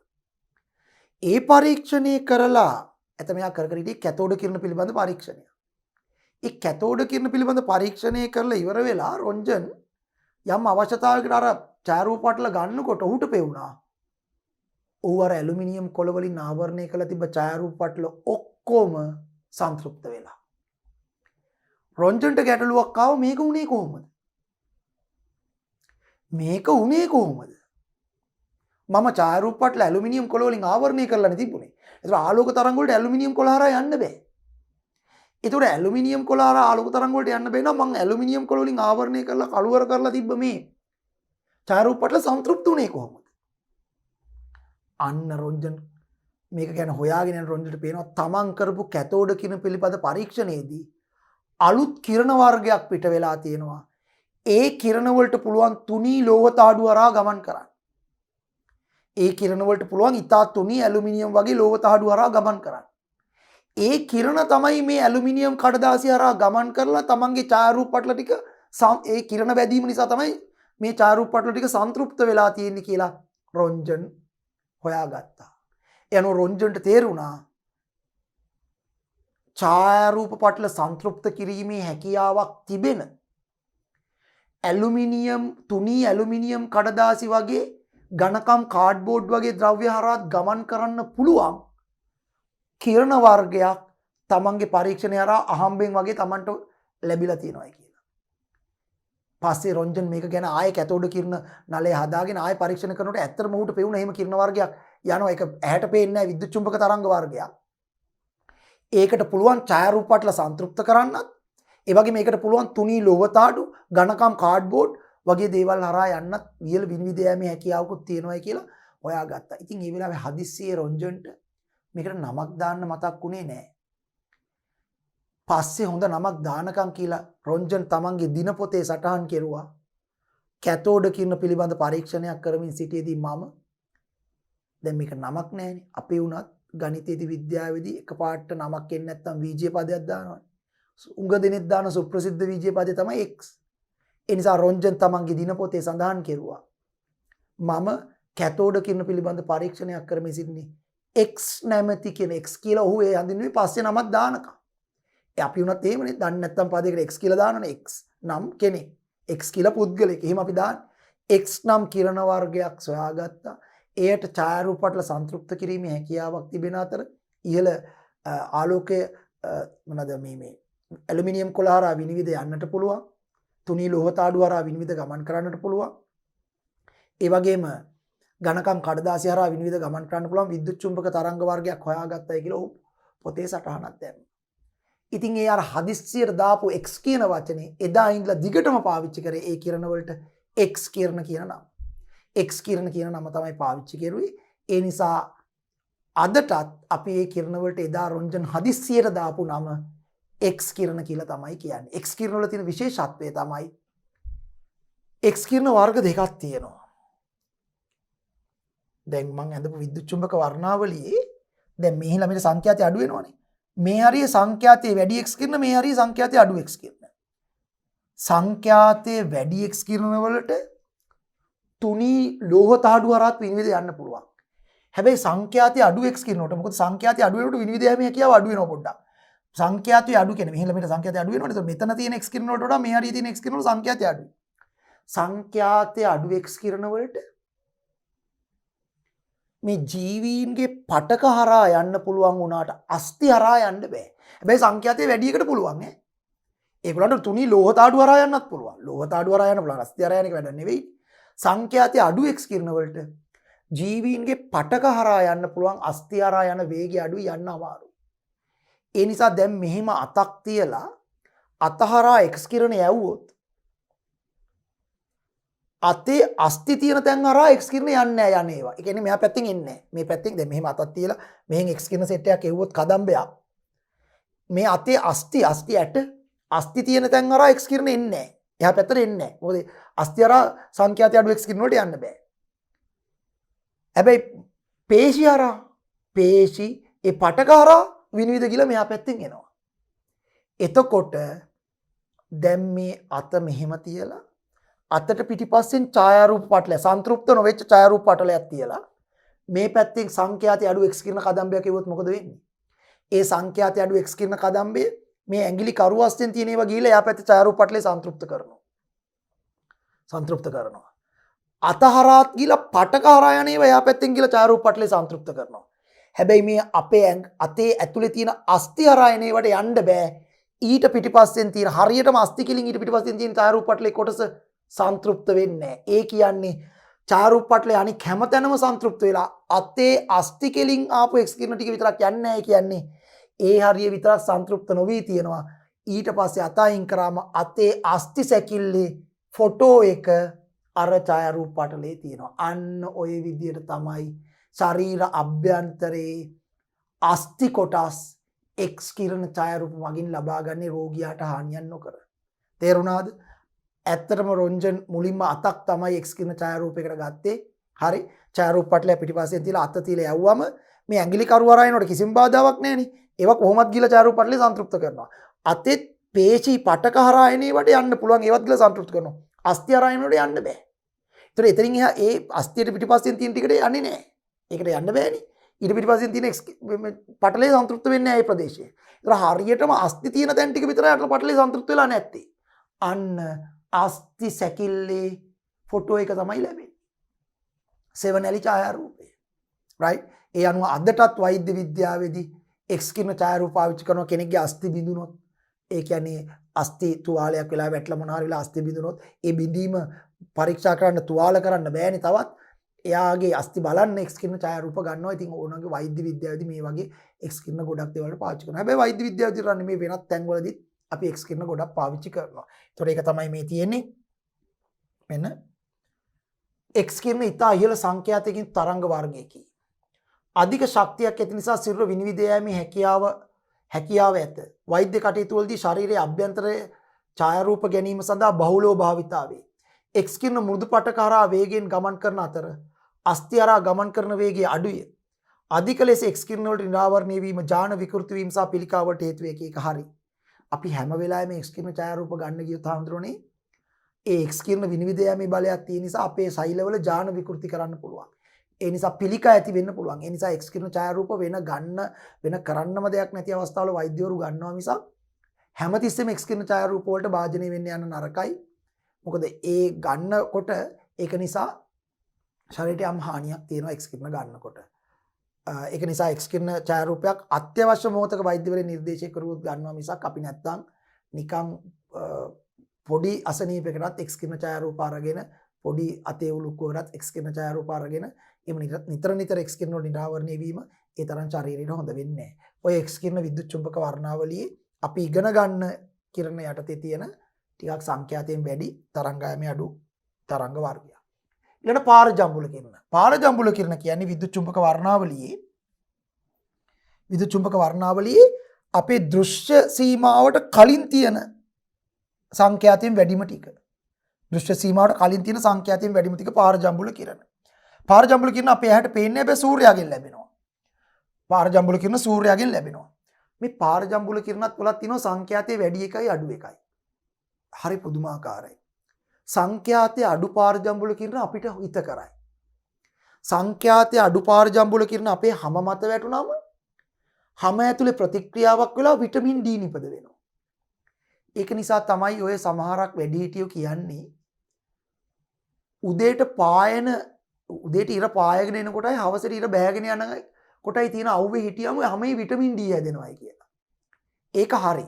මොකද උදේට ඉර පායගෙන එනකොට ඔබට ලැබෙන්නේ සංඛ්‍යාතයේ අඩු පාරජම්බුල කිරණ. හවසට ඉර බැස යනකොටත් වැඩිපුර ලැබෙන්නේ සංඛ්‍යාතයේ අඩු පාරජම්බුල කිරණ. සංඛ්‍යාතයේ අඩු පාරජම්බුල කිරණ අපේ හැමට වැදුනම හැමේ විටමින් D නිපද වෙනවා. ඒක හොඳයි. හැබැයි සංඛ්‍යාතයේ වැඩි පාර ජම්බුල කිරණ හැමට වැටුණොත් සමේ පිළිකා ඇති වෙනවා. ඇසට වැදුනොත් ඇසේ සුද හට ගන්නවා. ශාක පත්‍ර වලට සංඛ්‍යාතයේ වැඩි පාර ජම්බුල කිරණ වැටුණොත් ශාක පත්‍ර වල හරිතප්‍රද වියෝජනය වෙලා ශාක පත්‍ර විනාශ වෙනවා. එතකොට දහවලට මොකක්ද තද අවුව තියෙන වෙලාවට පාර ජම්බුල කිරණ සූර්යයාගේ ඉඳලා අපිට ලැබෙන ප්‍රමාණය වැඩි පෘථුවියට. හැබැයි හරි පුදුමයි. පෘථුවි පෘෂ්ඨයේ සිට කිලෝමීටර් 25ක් විතර ඉහළ අහසේ තියෙන ඕසෝන් ස්තරය. ඕසෝන් ස්තරය. මේ ඕසෝන් ස්තරයෙන් සංඛ්‍යාතය අඩු අර අපිට හිතකර ඒවා සංඛ්‍යාතය අඩු පාර ජම්බුල කිරණ පෘථුවියට එන්න දෙනවා. සංඛ්‍යාතයේ වැඩි අර අපිට අහිතකර චර්මීය පිළික ඇති කරන ඇසේ සුද ඇති කරන ඒ පාර ජම්බුල කිරණ ඕසෝන් ස්තරය උරා ගන්නවා එන්න දෙන්නේ නැහැ. ඕසෝන් ස්තරය කියන්නේ ස්වභාවිකව අහිතකර පාර ජම්බුල කිරණ පෙරන්න වායුගෝලයේ සකස් වෙලා තියෙන පෙරහන. ඔය ඕසෝන් වියන හරහා සංඛ්‍යාතයේ අඩු හිතකර පාර ජම්බුල කිරණ අපිට එන්න දෙනවා. සංඛ්‍යාතයේ වැඩි අහිතකර ඒවා එන්න දෙන්නේ හරි පුදුමාකාරයි. හැබැයි මිනිසා කරන සමහර ක්‍රියාකාරකම් නිසා අද ඕසෝන් වියනට හානි වෙලා. ඕසෝන් වියනට හානි වෙලා නිසා ඕසෝන් වියනේ තනින් තන සිදුරු ඇති වෙලා. ඒ සිදුරු හරහා දැන් සංඛ්‍යාතයේ අඩු ඒවා විතරක් නෙමෙයි සංඛ්‍යාතයේ වැඩි පාර ජම්බුල කිරණත් එන්න පටන් අරන් තියෙනවා. ඒ නිසා ලෝකේ සමහර ප්‍රදේශවලට සංඛ්‍යාතයේ වැඩි පාර ජම්බුල කිරණත් වැටිලා ඒ ප්‍රදේශ වල වගා කටයුතු කරන්න බැරුව ඒ ප්‍රදේශවල ඉන්න පුද්ගලයන්ගේ සමේ චර්මීය පිළිකා හැදෙනවා. ඇසේ සුද ඇති වෙනවා විතරක් නෙමෙයි ඒ ප්‍රදේශවල ශාක විනාශ වෙලා හරිතප්‍රද වියෝජන වෙලා වගා කටයුතු කරන්න බැරුව අක්කර දහස් ගණන් අතහැරලා දාලා තිනවා. මොකද ඉහළින් තියෙන වායුගෝලයේ ඕසෝන් ස්තරයේ ඕසෝන් සිදුරක් ඇති වෙලා ඒ නිසා අහිතකර පාර ජම්බුල කිරණත් පෘථිවියට එනවා. ඒ නිසා මේ ඕසෝන් ස්තරය අපි රැක ගන්න ඕනි. ඕසෝන් ස්තරයෙන් පෘථිවියට අහිතකර පාර ජම්බුල කිරණ එන එක වළක්වනවා. පෘථිවියට අහිතකර සංඛ්‍යාතයේ වැඩි පාර ජම්බුල කිරණ එන එක වළක්වන ස්වභාවික පෙරහනක් ලෙස තමයි මේ ඕසෝන් ස්තරය තියෙන්නේ. ඒතකොට පාර ජම්බුල කිරණ වලත් සංඛ්‍යාතයේ වැඩි එක අපිට හොඳ නැහැ. අඩු එක අපිට හොඳයි. පාර ජම්බුල කිරණ යන මිනිස් ඇසට සංවේදී නොවන ආලෝකයේ ජම්බුල වර්ණය ජම්බුල කියන්නේ දම් පාටට වර්ණයට වඩා ඉහළ සංඛ්‍යාතය මගේ ඊට වඩා මේ පැත්තේ තිබ්බේ කලින් සංඛ්‍යාත ප්‍රදේශය. කියන්නේ සංඛ්‍යාතය වැඩි මේ අපි යන්නේ අඩු වෙන පැත්තටනේ. ඊට වඩා කලින් පාර ජම්බුල කිරණ තිබ්බේ. දම් වලට වඩා කලින් තිබුණේ. මේ දම් වලට වඩා කලින් තිබුණේ. දම් වර්ණයට වඩා කලින් තිබි පාර ජම්බුල. සංඛ්‍යාතය වැඩි මේකට අඩු වෙනවනේ. හරි. මිනිස් ඇසට සංවේදී නොවන ප්‍රදේශයේ තියෙන්නේ ජම්බුලේවත් දම් වර්ණයට වඩා ඉහළ සංඛ්‍යාත පාරසරයත් කිරණ වර්ගයකි. විද්‍යුත් විසර්ජන මගින් සහ රසදිය වාෂ්ප ලාම්පු ආදී මගින් පාර ජම්බුල කිරණ නිපදවා ගත හැකියි. මම ඒක කියන්නම්. සූර්යාලෝකයේද පාර ජම්බුල කිරණ අඩංගුයි. සූර්යයෙන් ලැබෙනවා අපිට. මම කිව්වේ සූර්ය වර්ණාවලිය මේක තියෙනවා. මෙම කිරණ නිසි ප්‍රමාණ වලින් ලැබුණුට සිරුරේ සම මත විටමින් D නිෂ්පාදනය. කියන්නේ සංඛ්‍යාතයේ අඩු එක හම්බුනාම හැම විටමින් D නිපදවන්න වැදගත් වෙනවා. අධිකව පාර ජම්බුල කිරණ වලට නිරාවරණය වීමෙන් ඇසේ සුද සහ සමේ පිළිකා ඇති වෙන්න පුළුවන්. සංඛ්‍යාතයේ වැඩි පාර ජම්බුල කිරණ වලට නිරාවරණය වුණොත් ඇසේ සුදයි සමේ පිළිකා ඇති වෙනවා. ඕසෝන් වෙන එක වළක්වනවා. ශාකපත් වල හරිතප්‍රද වියෝජනය වෙනවා. අපිට මේ පාර ජම්බුල කිරණ ඇති කරන්න පුළුවන් ක්‍රම කිහිපයක් තියෙනවා. විද්‍යුත් විසර්ජන කියන්නේ ඉලෙක්ට්‍රිකල් ස්පාර්ක්. අර වැල්ඩින් කරනකොට එහෙමත් ඉලෙක්ට්‍රිකල් ස්පාර්ක් යනවා. එතන පාර ජම්බුල කිරණ පිට වෙනවා. ඒක නිසා තමයි වැල්ඩින් කරනකොට අපි කියන්නේ මේ පාර ජම්බුල කිරණ පිට වෙන නිසා තමයි ඒක ඇස් වලට හොඳ නැහැ. ඇසේ සුද ඇති වෙනවා. ඒ නිසා තමයි වැල්ඩින් කරනකොට අපි විශේෂ අර ඒ වැල්ඩින් කරන කෙනා වැල්ඩින් කරනකොට මූණ විශේෂ ආවරණයකින් වහගෙන ඇස් දෙක කළු පාට වීදුරුවක් තියෙන එකකින් වහගෙන තමයි මේක වැල්ඩින් කරන්නේ. කියන්නේ යාට කළු පාට වීදුරුව හරහා තමයි පේන්නේ. කළු පාට වීදුරුව හරහා පාර ජම්බුල කිරණ එන්නේ නැහැ. කළු වීදුරුව හරහා එන්නේ නැහැ. හරිද? එතකොට ඒකෙන් ආවරණේ මූණ ආවරණය කරගෙන තමයි යා මේක කරන්නේ. මොකද සමේ පිළික ඇති වෙන්න පුළුවන් මූණට වැදුනම ඇසේ සුද ඇති වෙන්න පුළුවන්. අර ආවරණය නිසා ආරක්ෂා වෙනවා. නමුත් අපේ සමහර අය වැල්ඩින් කරන පුද්ගලයා මේක මූණ ආවරණය කරගෙන වැල්ඩින් කරනකොට පැත්තකට වෙලා සමහර අය ඔය වැල්ඩින් කරන එක දිහා බලාගෙන ඉන්නවා. එතකොට එයාට ආවරණය කරගෙන නැහැ නේ. එයාගේ ඇස් වලට කාලයක් යනකොට මේ තත්ත්වය ඇති වෙන්න පුළුවන්. හරිද? ඒ එක තැන. පාර ජම්බුල කිරණ ඇති වෙන. ඒ වගේම තමයි රසදිය වාෂ්ප ලාම්පු, මර්කරි බල්බ්, රසදිය වාෂ්ප ලාම්පු සහ විශේෂයෙන් ටියුබ් ලයිට් වල ඇතුලේ සුදු පාට ටියුබ් ලයිට් එක ඇතුලේ ටියුබ් එක ඇතුලේ සුදු පාට කිරි එකක් වගේ ආලේප කරලා තිනවා. ඒ තියෙන්නේ රසදිය. දැන් ওই රසදිය වලට ඇතුලේ විද්‍යුත් විසර්ජනයක් වෙනකොට රසදිය වලට ඒ ශක්තිය ලැබුණම රසදිය වලින් පාර ජම්බුල කිරණ පිට කරනවා. පාරජම්බුල කිරණ ඇති වෙනවා. ඇත්තටම රසදිය වාෂ්ප ලාම්පුව ඇතුලේ පාරජම්බුල කිරණ ඇති වෙනවා. අර ඇතුලේ රසදිය ගාලා තියෙන නිසා ආලෝකය පිට වෙනවා. ආලෝකය පිට වෙනවා. ඊට අමතරව සූර්යග්‍රහණයක් වෙනකොටත් සූර්යාගෙන් සාමාන්‍ය ප්‍රමාණයට වඩා වැඩි පාරජම්බුල කිරණ ප්‍රමාණයක් පිට වෙනවා. සූර්යග්‍රහණයක් වෙනකොට. ඒක නිසා තමයි අපි කියන්නේ සූර්යග්‍රහණ පියවි ඇසින් ඍජුව බලන්න එපා කියලා. මොකද සාමාන්‍යයෙන් සූර්යාගෙන් පිට වෙන පාරජම්බුල කිරණ වලට වඩා වැඩි ප්‍රමාණයක් ඒත වෙලාවේ අපිට එනවා. ඒ නිසා තමයි අපි කියන්නේ කළු එක සන්ග්ලාස් දෙකක් දාන්න. එහෙම නැත්නම් කළු වීදුරුවකින් සූර්යග්‍රහණය දිහා බලන්න කියලා කියන්නේ ඒකයි. මොකද පාරජම්බුල කිරණ එන නිසා. ඉතින් පාරජම්බුල කිරණ මේ වගේ දේවල්ට පාවිච්චි කරන මේ බලන අධිකව පාරජම්බුල කිරණ නිරාවරණය වීමෙන් ඇසේ සුද සමේ පිළිකා ඇති විය හැකිය. ව්‍යාජ මුදල් නෝට්ටු හඳුනා ගැනීමට පාරජම්බුල කිරණ භාවිතා කරයි. ඒකට හේතුව මේකයි. ප්‍රදීප්ත ද්‍රව්‍ය කියලා જાතියක් තියෙනවා. මොකක්ද ඒවට කියන්නේ? ප්‍රදීප්ත ද්‍රව්‍ය. ප්‍රදීප්ත ද්‍රව්‍ය කියලා જાතියක් තියෙනවා. ප්‍රදීප්ත ද්‍රව්‍ය ෆ්ලෝරසන්ස් කියලා කියන්නේ. මේක සුදු පාට ද්‍රව්‍යයක් ෆ්ලෝරසන්ස්. මේ ෆ්ලෝරසන්ස් කියන ද්‍රව්‍ය නිකන් යම් තැනක ආලේප කරාම ආලේප කරාද කියලාවත් හොයන්න බෑ. හැබැයි ෆ්ලෝරසන්ස් ආලේප කරපු තැනකට පාරජම්බුල කිරණ එල්ල කෙරුවොත් ලස්සන දීප්තිමත් සුදු පාට ආලෝකයක් විහිදෙන්න පටන් ගන්නවා. මේ ෆ්ලෝරසන්ස් කියන ද්‍රව්‍ය නිකන් ආලේප කෙරුවොත් සාමාන්‍ය තැනක එතන ෆ්ලෝරසන්ස් ආලේප කරලා තියනවද කියලාවත් හොයාගන්න බෑ. හැබැයි එතනට පාරජම්බුල කිරණ එල්ල කෙරුවොත් ෆ්ලෝරසන්ස් ගෑවිලා තියෙන තැනින් සුදු පාට ආලෝකයක් නිකුත් වෙනවා. ෆ්ලෝරසන්ස් වල තියෙන විශේෂත්වය ඒකයි. පාරජම්බුල කිරණ වැදුනොත් විතරක් ෆ්ලෝරසන්ස් වලින් දීප්තිමත් ආලෝකයක් පිට වෙනවා. දීප්තිමත් සුදු ආලෝකයක් පිට වෙනවා. ඒ නිසා මුදල් නෝට්ටු වල ඇතුලේ ෆ්ලෝරසන්ස් වලින් එක එක සංකේත ඇඳලා තියෙනවා. දැන් අපේ මුදල් නෝට්ටු වල කලින් තිබිච්ච මුදල් නෝට්ටු වල ෆ්ලෝරසන්ස් වලින් සිංහයාව ඇඳලා තියෙනවා. එතකොට මෙහෙම නිකම් මුදල් නෝට්ටුව බැලුවට ඇතුලේ සිංහෙක් ඉන්නවා කියලා පේන්නේ නැහැ. මොකද ෆ්ලෝරසන්ස් වලින් ඇඳලා තියෙන නිසා. අවුවට අල්ලලා බැලුවම සූර්යාගේ පාරජම්බුල කියන ෆ්ලෝරසන්ස් වෙනකොට සුදු පාට දිලිසිලා අන්න සිංහයා ඉන්න බව පේනවා. හරිද? ව්‍යාජ මුදල් නෝට්ටු හඳුනා ගන්න මේක පාවිච්චි කරනවා මේ විදිහට. ව්‍යාජ මුදල් නෝට්ටු. මොකද ව්‍යාජ මුදල් නෝට්ටුවේ ෆ්ලෝරසන්ස් වලින් ඕක ඇඳලා නැහැ. ඊළඟට තව මේක පාවිච්චි කරනවා මේ ඔය සුදු මේ රෙදි සෝදන කුඩු වලට වර්තමානයේ මේ ෆ්ලෝරසන්ස් එක දාලා තියෙනවා. රෙදි සෝදන කුඩු වලට. එතකොට මොකද වෙන්නේ? දැන් සාමාන්‍ය රෙදි සෝදන කුඩු වල ෆ්ලෝරසන්ස් නැහැ. නිකන් සුදු ඇඳුමක් හේදුවට පස්සේ ඇඳුමේ සාමාන්‍ය සුදු විතරයි. නමුත් අර වගේ ෆ්ලෝරසන්ස් කලවම් කරපු මේ රෙදි සෝදන කුඩුවේකින් රෙදි සෝදලා වේලුවට පස්සේ අර ෆ්ලෝරසන්ස් අංශු අර ප්‍රදීප්ත අංශු අර සුදු ඇඳුමේ තියෙනවා. දැන් මොකද වෙන්නේ? මේක ඇඳගෙන අවුවේ යනකොට පාරජම්බුල කිරණ වැදිච්ච ගමන් අර සුදු ඇඳුමේ තියෙන ෆ්ලෝරසන්ස් වලින් අමුතු දීප්තියක් පිට වෙනවා. එතකොට සාමාන්‍ය සුදු ඇඳුමට වඩා මේකේ අමුතු දීප්තියක් තියෙනවා. සමහරක් වෙලාවට වෙළඳ දැන්වීම වලත් ප්‍රචාරණය කරනවා මේ සාමාන්‍ය සුදු ඇඳුමකින් හොදපු ඒවා මේ අපේ මේ සාමාන්‍ය හොදන කුඩුවකින් සෝදපු මේ සුදු ඇඳුමක් මේ අපේ රෙදි සෝදන කුඩුවකින් හොදපු සුදු ඇඳුමක් බලන්න මේකට වඩා මේකේ දීප්තිය වැඩි කියලා වෙනස තියෙන්නේ. මොකද අරකට ෆ්ලෝරසන්ස් කුඩු දාලා. ඒක නිසා ඒක ඇඳුම හේදුවට අර ඇඳුමේ මේ නූල් අස්සේ ෆ්ලෝරසන්ස් අංශු තියෙනවා. ඇඳුම ඇඳගෙන අවුවේ යනකොට පාරජම්බුල කිරණ වැදිච්ච ගමන් අර ෆ්ලෝරසන්ස් වලින් අමුතු ලස්සන සුදු පාට වෙන්දට වඩා සුදු දීප්තියක් එනවා. සාමාන්‍ය ඇඳුමකට වඩා. යනෝ රෙදි සෝදන කුඩු වලටත් මේක කලවම් කරනවා. ෆ්ලෝරසන්ස් ප්‍රදීප්ත ද්‍රව්‍ය තමයි මේ දේවල් වලට පාවිච්චි කරන්නේ. ඒකයි මේ ව්‍යාජ මුදල් නෝට්ටු හඳුනා ගැනීමට පාරජම්බුල කිරණ භාවිතා කරයි.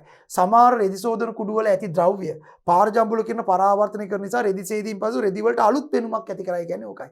අර ෆ්ලෝරසන්ස් දාලා තියෙන නිසා තමයි ඕක වෙන්නේ. පැහැදිලි? right. ඊළඟට දෘශ්‍ය ආලෝකය අපගේ ඇසට සංවේදී වන එකම විද්‍යුත් චුම්බක තරංග විශේෂය වන දෘශ්‍ය ආලෝකය. දම් වර්ණයේ සිට රතු වර්ණය දක්වා දම්, ඉන්ඩිගෝ, නිල්, කොළ, කහ, තැඹිලි, රතු කියන ආලෝකයේ දෘශ්‍ය ආලෝකයේ සංඛ්‍යාත පරාස 7. දම් තමයි වැඩිම, අඩුම රතු. දම්, ඉන්ඩිගෝ, නිල්, කොළ, කහ, තැඹිලි, රතු. ඒ ටික විතරයි විද්‍යුත් චුම්බක වර්ණාවලිය අපේ ඇසට සංවේදී වන විද්‍යුත් චුම්බක තරංග වර්ගය. ඊට වඩා සංඛ්‍යාතයේ වැඩිව පේන්නෙත් නැහැ, ඊට වඩා සංඛ්‍යාතයේ අඩුව පේන්නෙත් නැහැ. මේ සීමාව තමයි අපේ ඇසට සංවේදී වෙන්නේ. අපගේ ඇසට සංවේදී වන එකම විද්‍යුත් චුම්බක තරංග විශේෂය වෙනුවේ දෘශ්‍ය ආලෝකයයි. දෘශ්‍ය ආලෝකයේ වෙනස් තරංග ආයාම වලින් යුත් තරංග ආකාර 7කින් යුක්තය. ඒවා ආලෝකයේ වර්ණ 7ක් ලෙස හැඳින්වේ. සංඛ්‍යාත පරාස 7ක්, තරංග ආයාම පරාස 7ක්. දම් ඉඳන් රතු වලට යනකම්. දම්, ඉන්ඩිගෝ, නිල්, කොළ, කහ, තැඹිලි, රතු. සංඛ්‍යාතයේ අඩු වෙන පිළිවෙලට මම කිව්වා. right. ඊළඟට අදෝරක්ත කිරණ. අන්න විද්‍යුත් චුම්බක වර්ණාවලියේ දෘශ්‍ය ආලෝකයටත් වඩා අඩු සංඛ්‍යාත ප්‍රදේශයේ. දෘශ්‍ය ආලෝකයේ සංඛ්‍යාතය අඩුම එක රතුනේ. දම්, ඉන්ඩිගෝ, නිල්, කොළ, කහ, තැඹිලි, රතු එක තමයි එතන අඩුම සංඛ්‍යාතය. රතු වලටත් වඩා සංඛ්‍යාතය අඩු එක. අදෝරක්ත. අදෝ කියන්නේ අඩුයි. රක්ත වලටත් වඩා සංඛ්‍යාතය අඩුයි. අදෝරක්ත කිරණ ඉන්ෆ්‍රාරෙඩ්ස්. මෙදී අදෝරක්ත කිරණ. රතු වලට වඩා සංඛ්‍යාතය අඩු ප්‍රදේශය. අදෝරක්ත කිරණ. ඔන්න අදෝරක්ත කිරණ. මෙන්න මේ අදෝරක්ත කිරණ. මේ අදෝරක්ත කිරණ හරි පුදුමයි. අදෝරක්ත කිරණ වලට කියන්නේ තාප කිරණ කියලා. ඇයි තාප කිරණ කියන්නේ? අදෝරක්ත කිරණ වලින් අරයි යන්නේ තාප ශක්තිය. සූර්යාගේ සිට පෘථුවියට සූර්යාගේ ඉඳන් පෘථුවියට යනකම් තියෙන අභ්‍යවකාශය. මේ අභ්‍යවකාශයේ දිගේ ආලෝක තරංග විද්‍යුත් චුම්බක තරංග ලෙස එනවා. අපි දන්නවා සූර්යාගෙන් ආලෝකයට වගේම අපිට තාපයක් ලැබෙනවා. සූර්යාගෙන් තාපය එන්නේ කොහොමද අපිට? අදෝරක්ත කිරණ ලෙස. ආලෝකය එන්නේ ආලෝක තරංග ලෙස. සූර්යාගෙන් තාපය අපිට එන්නේ අදෝරක්ත කිරණ ලෙස. මොකද අදෝරක්ත කිරණ විද්‍යුත් චුම්බක තරංග වර්ගය නිසා රික්තය හරහා එන්න පුළුවන්. නිසා රික්තය හරහා අදෝරක්ත කිරණ එනවා. දැන් රතු ඕනෑම වස්තුවකින් ඒ රතු ප්‍රමාණයට සමානුපාතිකව අදෝරක්ත කිරණ පිට වෙනවා. රතු ඕනෑම වස්තුවකින් ඒ රතු ප්‍රමාණයට සමානුපාතිකව අදෝරක්ත කිරණ පිට වෙනවා. රත් වෙලා වැඩි නම් අදෝරක්ත කිරණ පිටවන ප්‍රමාණය වැඩි. රත් වෙලා අඩුයි නම් අදෝරක්ත කිරණ පිටවන ප්‍රමාණය අඩුයි. දැන් උදාහරණයක් ඇටියට අපේ ඇඟට යම් උණුසුමක් තියෙනවනේ. අපේ ඇඟේ සෙල්සියස් අංශක 37ක උෂ්ණත්වයක් තියෙනවා. අදෝරක්ත සංවේදී කණ්ණාඩි දෙකක් දාගෙන මිනිස්සෙගේ ශරීරය දිහා බැලුවොත් ඒ මිනිස්සෙගේ ශරීරයේ උෂ්ණත්වය අනුව අදෝරක්ත කිරණ බලා ගන්න පුළුවන්. හරි, අදෝරක්ත කිරණ බලා ගන්න පුළුවන්. ඒ නිසා අදෝරක්ත කිරණ වලට අපි කියන්නේ තාප කිරණ. ඇඟේ තාපේ නැත්නම් යම් වස්තුවක තියෙන තාප ප්‍රමාණය අනුව තමයි ඒකේ අදෝරක්ත කිරණ පිට වෙන්නේ. සීතල වස්තුවකින් අදෝරක්ත කිරණ පිටවන ප්‍රමාණය අඩුයි. අවට පරිසරයෙන් උරා ගන්නවා අදෝරක්ත කිරණ. උරා ගන්න. දැන් අයිස් කැටයක් ගත්තොත් අයිස් කැටයක උෂ්ණත්වය අඩුයිනේ. අයිස් කැටයක් මෙහෙම නිකන් මේසයක් උඩ තියලා තිනොත් දිය වෙන්නේ ඇයි? අවට පරිසරයෙන් අදෝරක්ත කිරණ ලෙස තාපය උරා ගන්නවා. තාපය උරා ගත්තම අයිස් කැටේ තාප ප්‍රමාණය වැඩිලා දිය වෙනවා. රත් වෙච්ච වස්තුවක් උණු තේ එකක්. උණු තේ එකක් මේස උඩ තියලා තියෙනවා. නිවෙනවා නේද? ඒ නිවෙනවා කියන්නේ මොකක්ද දන්නවද? ඒකේ උෂ්ණත්වය වැඩිනේ. ඒකෙන් අදෝරක්ත කිරණ අවට පරිසරයට පිට වෙනවා. තේකෙන් අවට පරිසරයට අදෝරක්ත කිරණ ලෙස තාපය පිට වෙනවා. තේකෙන් තාපය අදෝරක්ත කිරණ ලෙස අවට පරිසරයට පිට වෙනකොට තේකේ තියෙන තාප ප්‍රමාණය අඩු වෙලා උෂ්ණත්වය අඩු වෙනවා. අයිස් කැටේ තිබ්බොත් අයිස් කැටේ උෂ්ණත්වය අඩුයිනේ. ඒ අදෝරක්ත කිරණ පිට කරන්නේ අවට පරිසරයෙන් අදෝරක්ත කිරණ උරා ගන්නවා. අදෝරක්ත කිරණ ලෙස තාපය උරා ගන්නකොට අයිස් කැටේ තාප ප්‍රමාණය වැඩි වෙලා අයිස් කැටේ දිය වෙනවා. එහෙනම් සීතල වස්තු අවට පරිසරයෙන් අදෝරක්ත කිරණ උරාගෙන රත් වෙනවා. රත් වෙච්ච වස්තු අවට පරිසරයට අදෝරක්ත කිරණ පිට කරලා සිසිල් වෙනවා. ඒ අනුව රත් වූ ඕනෑම වස්තුවකින් රත් වී ඇති ප්‍රමාණයට සමානුපාතිකව අදෝරක්ත කිරණ පිට වෙනවා. සිසිල් වූ ඕනෑම වස්තුවක් තමන්ගේ සිසිල් වෙච්ච ප්‍රමාණයට සමානුපාතිකව අවට පරිසරයෙන් අදෝරක්ත කිරණ අවශෝෂණය කරනවා. ඒ අනුව යමක් රත් කරනවායි කියලා කරන්නේ අදෝරක්ත කිරණ මගින් තාප ශක්තිය දීලා එතන උෂ්ණත්වය වැඩි කරන එක. යමක් සිසිල් කරනවායි කියලා කරන්නේ අදෝරක්ත කිරණ ලෙස තාපය ඉවත් කරලා එතන උෂ්ණත්වය අඩු කරන එක. ඒ අනුව අදෝරක්ත කිරණ වලින් එක්තැන කියලා තව තැනකට අරගෙන තාපය. ඒ නිසා අදෝරක්ත කිරණ වලට අපි කියනවා තාප කිරණ. මේ අදෝරක්ත කිරණ තාපය යොදා යමක් උණුසුම් කිරීමේදී අදෝරක්ත කිරණ ලෙස ද ශක්තිය අවශෝෂණය වන අතර කිරණවල අඩංගු ශක්තියෙන් වස්තු රත් වේ. රත් වූ වස්තුවකින් තාපය හානි වීමේදීද අදෝරක්ත කිරණ ලෙස ශක්තිය පිට වේ. රත් වෙච්ච වස්තුවක් සිසිල් වෙනකොට අදෝරක්ත කිරණ ලෙස ශක්තිය පිට වෙනවා. ඒ නිසා මෙම කිරණ තාප විකිරණ ලෙසද හඳුන්වයි. ඒ නිසා මෙම කිරණ තාප විකිරණ ලෙසද හඳුන්වයි. සූර්යාගේ උණුසුම අපට දැනෙන්නේ අදෝරක්ත කිරණ ලෙස ලැබෙන ශක්තිය නිසාය. වෛද්‍ය විද්‍යාවේදීද භෞත චිකිත්සක ප්‍රතිකාර ක්‍රම සඳහා අදෝරක්ත වෛද්‍ය විද්‍යාවේදී භෞත චිකිත්සක ප්‍රතිකාර ක්‍රම සඳහාද දුරස්ථ පාලක සඳහාද අදෝරක්ත කිරණ භාවිතා වේ. ජංගම දුරකථන සහ පරිගණක වල අඩංගු කැමරා බොහෝමයක් අදෝරක්ත කිරණ වලට සංවේදී වේ. ඒක හරි. බෞද්ධ චිකිත්සක ප්‍රතිකාර කියන්නේ ෆිසියෝതെරපි කියලා කියන්නේ. අපි දන්නවා මේ අතපය කැඩුනට පස්සේ අර ගල් බැන්ඩේජ් එක දාගෙන මාස 3ක් විතර හිටියට පස්සේ ඒක අයින් කරලා අත හොඳ වුණාට පස්සේ සමහරකට අත හොලවන්න බෑ. එතකොට ඒකට ෆිසියෝതെරපි කියලා මේ ෆිසිකලි ව්‍යායාම වගේක් කරනවා. ඒ ෆිසියෝതെරපි කරන්නට මේ අදෝරක්ත කිරණ පාවිච්චි කරනවා. අදෝරක්ත කිරණ පිට වෙන ලයිට් එකක් අල්ලනවා. ඒ ලයිට් එකෙන් අදෝරක්ත කිරණ පිට වෙන්නේ අදෝරක්ත කිරණ අතට වැටෙනම අත උණුසුම් වෙලා යම්කිසි ප්‍රතිකාර ක්‍රමයක් ඒ විදිහට තියෙනවා. ඒ කියන්නේ ලයිට් එකක් අල්ලන්නේ. ඒ ලයිට් එකේ අදෝරක්ත කිරණ පිට වෙන්නේ. ඒකේ අදෝරක්ත කිරණ වලින් අරන් යන තාපයෙන් ඒ අදාළ ස්ථානෙ උණුසුම් කරනවා. බෞද්ධ චිකිත්සක ප්‍රතිකාර ක්‍රම සඳහා මේ අදෝරක්ත කිරණ පාවිච්චි කරනවා. ඒ වගේම දුරස්ථ පාලක රිමෝට් කන්ට්‍රෝල්. රිමෝට් කන්ට්‍රෝල් එකද වෙන්නේ අනිවාර්යයෙන්ම අදෝරක්ත කිරණයක් තමයි යන්නේ. ටීවී එකේ අපි රිමෝට් කන්ට්‍රෝල් එකෙන් ටීවී එක ඔන් කරනවා. ඔන් කරාට පස්සේ ටීවී එකේ තියෙන මේ channels මාරු කරනවා. ඒ බටන් ඔබනකොට ඒ අර තියෙන අංක ඔබනකොට අදෝරක්ත කිරණ තමයි යන්නේ. ඒවා හැට පේන්නේ නැහැ නේ අනුභව. අදෝරක්ත කිරණ යනවා. ඒවා ටීවී එකේ හයි කරලා තියෙනවා සෙන්සර් එකක්. සෙන්සර් එකට ගියාම ඊට අනුරූපව තමයි channel මාරු වෙන්නේ, ටීවී එක on වෙන්නේ, off වෙන්නේ. ඒ අනුව දුරස්ථ පාලක ඕන රිමෝට් කන්ට්‍රෝල් එකක් ටීවී එකේ විතර නෙමෙයි. ඕන රිමෝට් කන්ට්‍රෝල් එකදී පාවිච්චි වෙන්නේ අදෝරක්ත කිරණ. ජංගම දුරකථන සහ පරිගණක වල අඩංගු කැමරා. දැන් ෆෝන් වල තියෙන කැමරා, ලැප්ටොප් වල තියෙන කැමරා අදෝරක්ත කිරණ සංවේදී කැමරා. හුඟක් ඒවා. ඒ වගේම අද වර්තමානයේ ඇදලා තියෙන CCTV. ඔය කළුවර වෙලාවට රාත්‍රියට පවා පේන්නේ CCTV කැමරා වලින් ආලෝක තරංග වලින් නෙමෙයි පේන්නේ. අදෝරක්ත කිරණ වලින් පේන්නේ. මොකද අදෝරක්ත කිරණ කළුවරෙදිත් පේනවනේ. මොකද කළුවරෙදි රස්නේ තියෙනවනේ. දැන් මගේ ඇඟේ උෂ්ණත්වය මෙතන කළුවර උනක් තියෙනවනේ. ආලෝකය ඇති විදිහට නෙමෙයි මගේ ඇඟේ උෂ්ණත්වය තියෙන්නේ. දැන් සාමාන්‍ය කැමරාවකින් මාව පේන්න නම් මෙතන ආලෝකය තියෙනවා. දැන් මෙතන ලයිට් ඕෆ් වුණොත් ඔය සාමාන්‍ය කැමරාවට මාව පේන්නේ නැහැ. නමුත් අදෝරක්ත සංවේදී කැමරාවක් දාද්දී මෙතන ලයිට් තිබ්බත් නැතත් මගේ ඇඟේ උෂ්ණත්වයට අනුව මාව පේනවා. ඒ නිසා අදෝරක්ත කැමරා කළුවරේදී පවා දකින්න වැදගත් වෙනවා. ඒ නිසා සමහර CCTV කැමරා අදෝරක්ත කැමරා තියෙන නිසා ඕන කළුවරක කැමරාව තියෙනවද කියලා පේන්නෙත් නැහැ. නමුත් එන පුද්ගලයෝ කවුද? යන පුද්ගලයෝ කවුද කියලා පේනවා. මොකද ඒගොල්ලන්ගේ ඇඟේ උෂ්ණත්වයෙන් තමයි කැමරාව රූපේ ලබා ගන්නෙ. ඒ නිසා අදෝරක්ත සංවේදී කැමරා, අදෝරක්ත සංවේදී කණ්ණාඩි අඳුරේදී සිදු කරන කටයුතු සඳහා ඔය සමහරක් වෙලාවට කැලෑවල් වලට ගිහලා සතුන්ගේ රාත්‍රී හැසිරීම් රටා බලන්න අවශ්‍ය වෙන වෙලාවට අපිට ලයිට් ගහගෙන එක කරන්න බෑ සත්තු. එතකොට ඒ වෙලාවට හැසිරෙන්නේ නැහැ, එළියට එන්නේ නැහැ. කළුවරේදී තමයි සත්තු එළියට එන්නේ. එතකොට අදෝරක්ත සංවේදී කැමරා හයි කරලා තියෙනවා.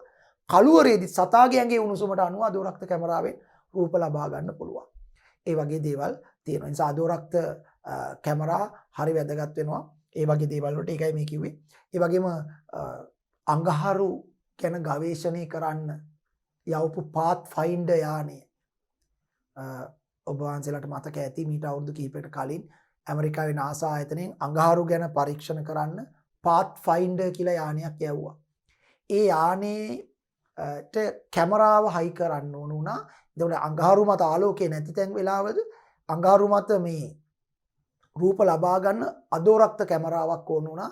ඇත්තට මේ අදෝරක්ත කැමරාව නිර්මාණය කරේ ශ්‍රී ලාංකික විද්‍යාඥයෙක් වෙච්ච NASA ආයතනයේ වැඩ කරන ලංකාවේ කීර්තිමත් විද්‍යාඥයෙක් වෙච්ච මහාචාර්ය සරත් ගුණපාල මහත්මයා තමයි පාත්ෆයින්ඩර් යානයට සවි කරපු අදෝරක්ත කැමරාව සකස් කරේ. ඒ අදෝරක්ත කැමරාව සකස් කරලා ඒ අපේ රටේ විද්‍යාඥයෙක් NASA ආයතනයේ වැඩ කරන ඔහු තමයි ඒ පාත්ෆයින්ඩර් යානයට ඕන කරන අදෝරක්ත කැමරාව සවි කරේ. ඒ හදලා ඒක සම්පූර්ණයෙන් හදලා සවි කරේ ඔහු. ඒ කැමරාවෙන් තමයි අඟහරු මතට යවපු පාත්ෆයින්ඩර් යානයෙන් ඡායාරූප පෘථිවියට එව්වේ. ඉතින් අපිට සරත් ගුණපාල මහත්තයත් මේ වෙලාවේ වැදගත් මතක් වෙනවා. අපි ඔහුටත් ගරු කරමින් මේ වෙලාවේ මතක් කරනවා මේ අදෝරක්ත කැමරා ගැන කතා කරනකොට ඔහු ඒකට බොහොම විශිෂ්ටයෙක්. හොඳයි ඊළඟට අපි බලමු ශුද්ධ තරංග. ශුද්ධ තරංග කියන්නේ අදෝරක්ත කිරණ වලටත් වඩා සංඛ්‍යාති අඩු ප්‍රදේශයේ විද්‍යුත් චුම්බක වර්ණාවලියේ තියෙන ශුද්ධ තරංග.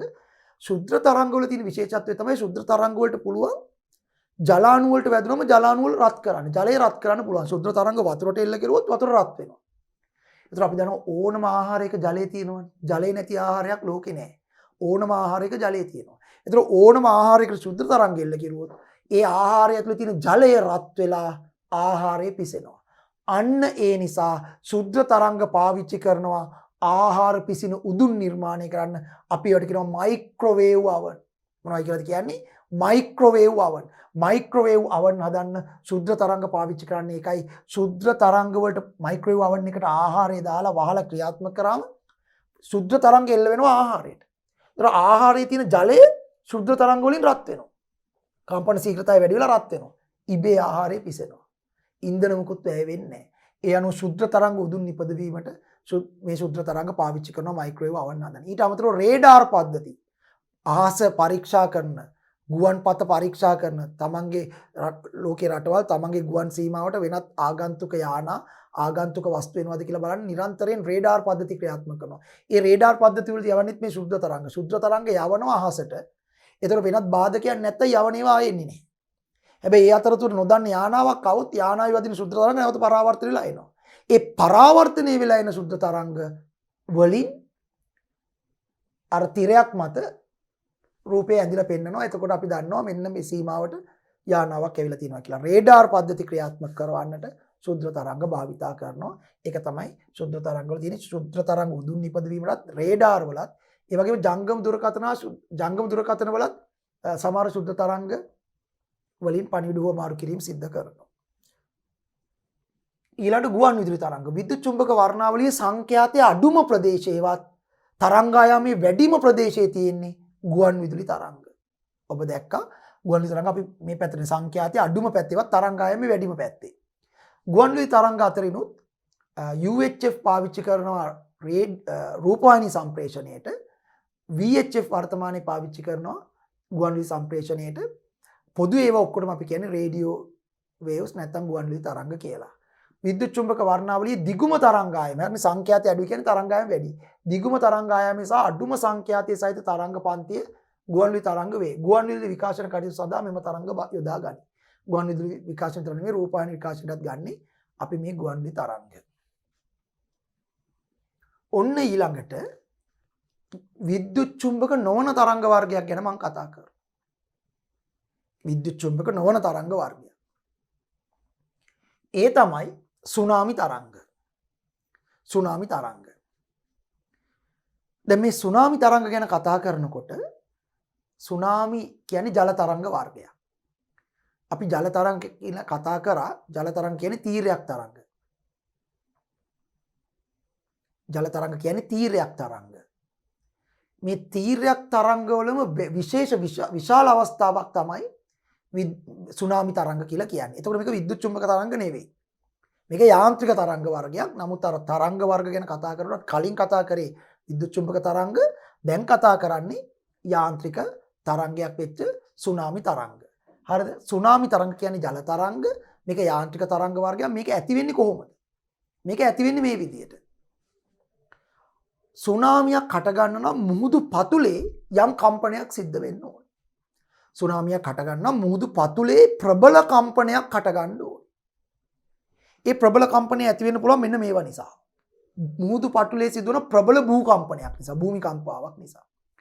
එහෙම නැත්නම් මුහුදු පතුලේ සිදුවන ප්‍රබල නායෑමක්. ප්‍රබල නායෑම මුහුදු පතුලේ නායෑම වෙනවා. එතනදී ඇති වෙන ලොකු කම්පනය. එහෙම නැත්නම් මුහුදු පතුලේ සිදුවන විශාල ගිනි කඳු පිපිරීම. මුහුදු පතුලේ ගිනි කඳු තියෙනවා. ඒ ගිනි කඳු පිපිරීමේදී ඇති වෙන කම්පන. එහෙම නැත්නම් මුහුදු පතුලේ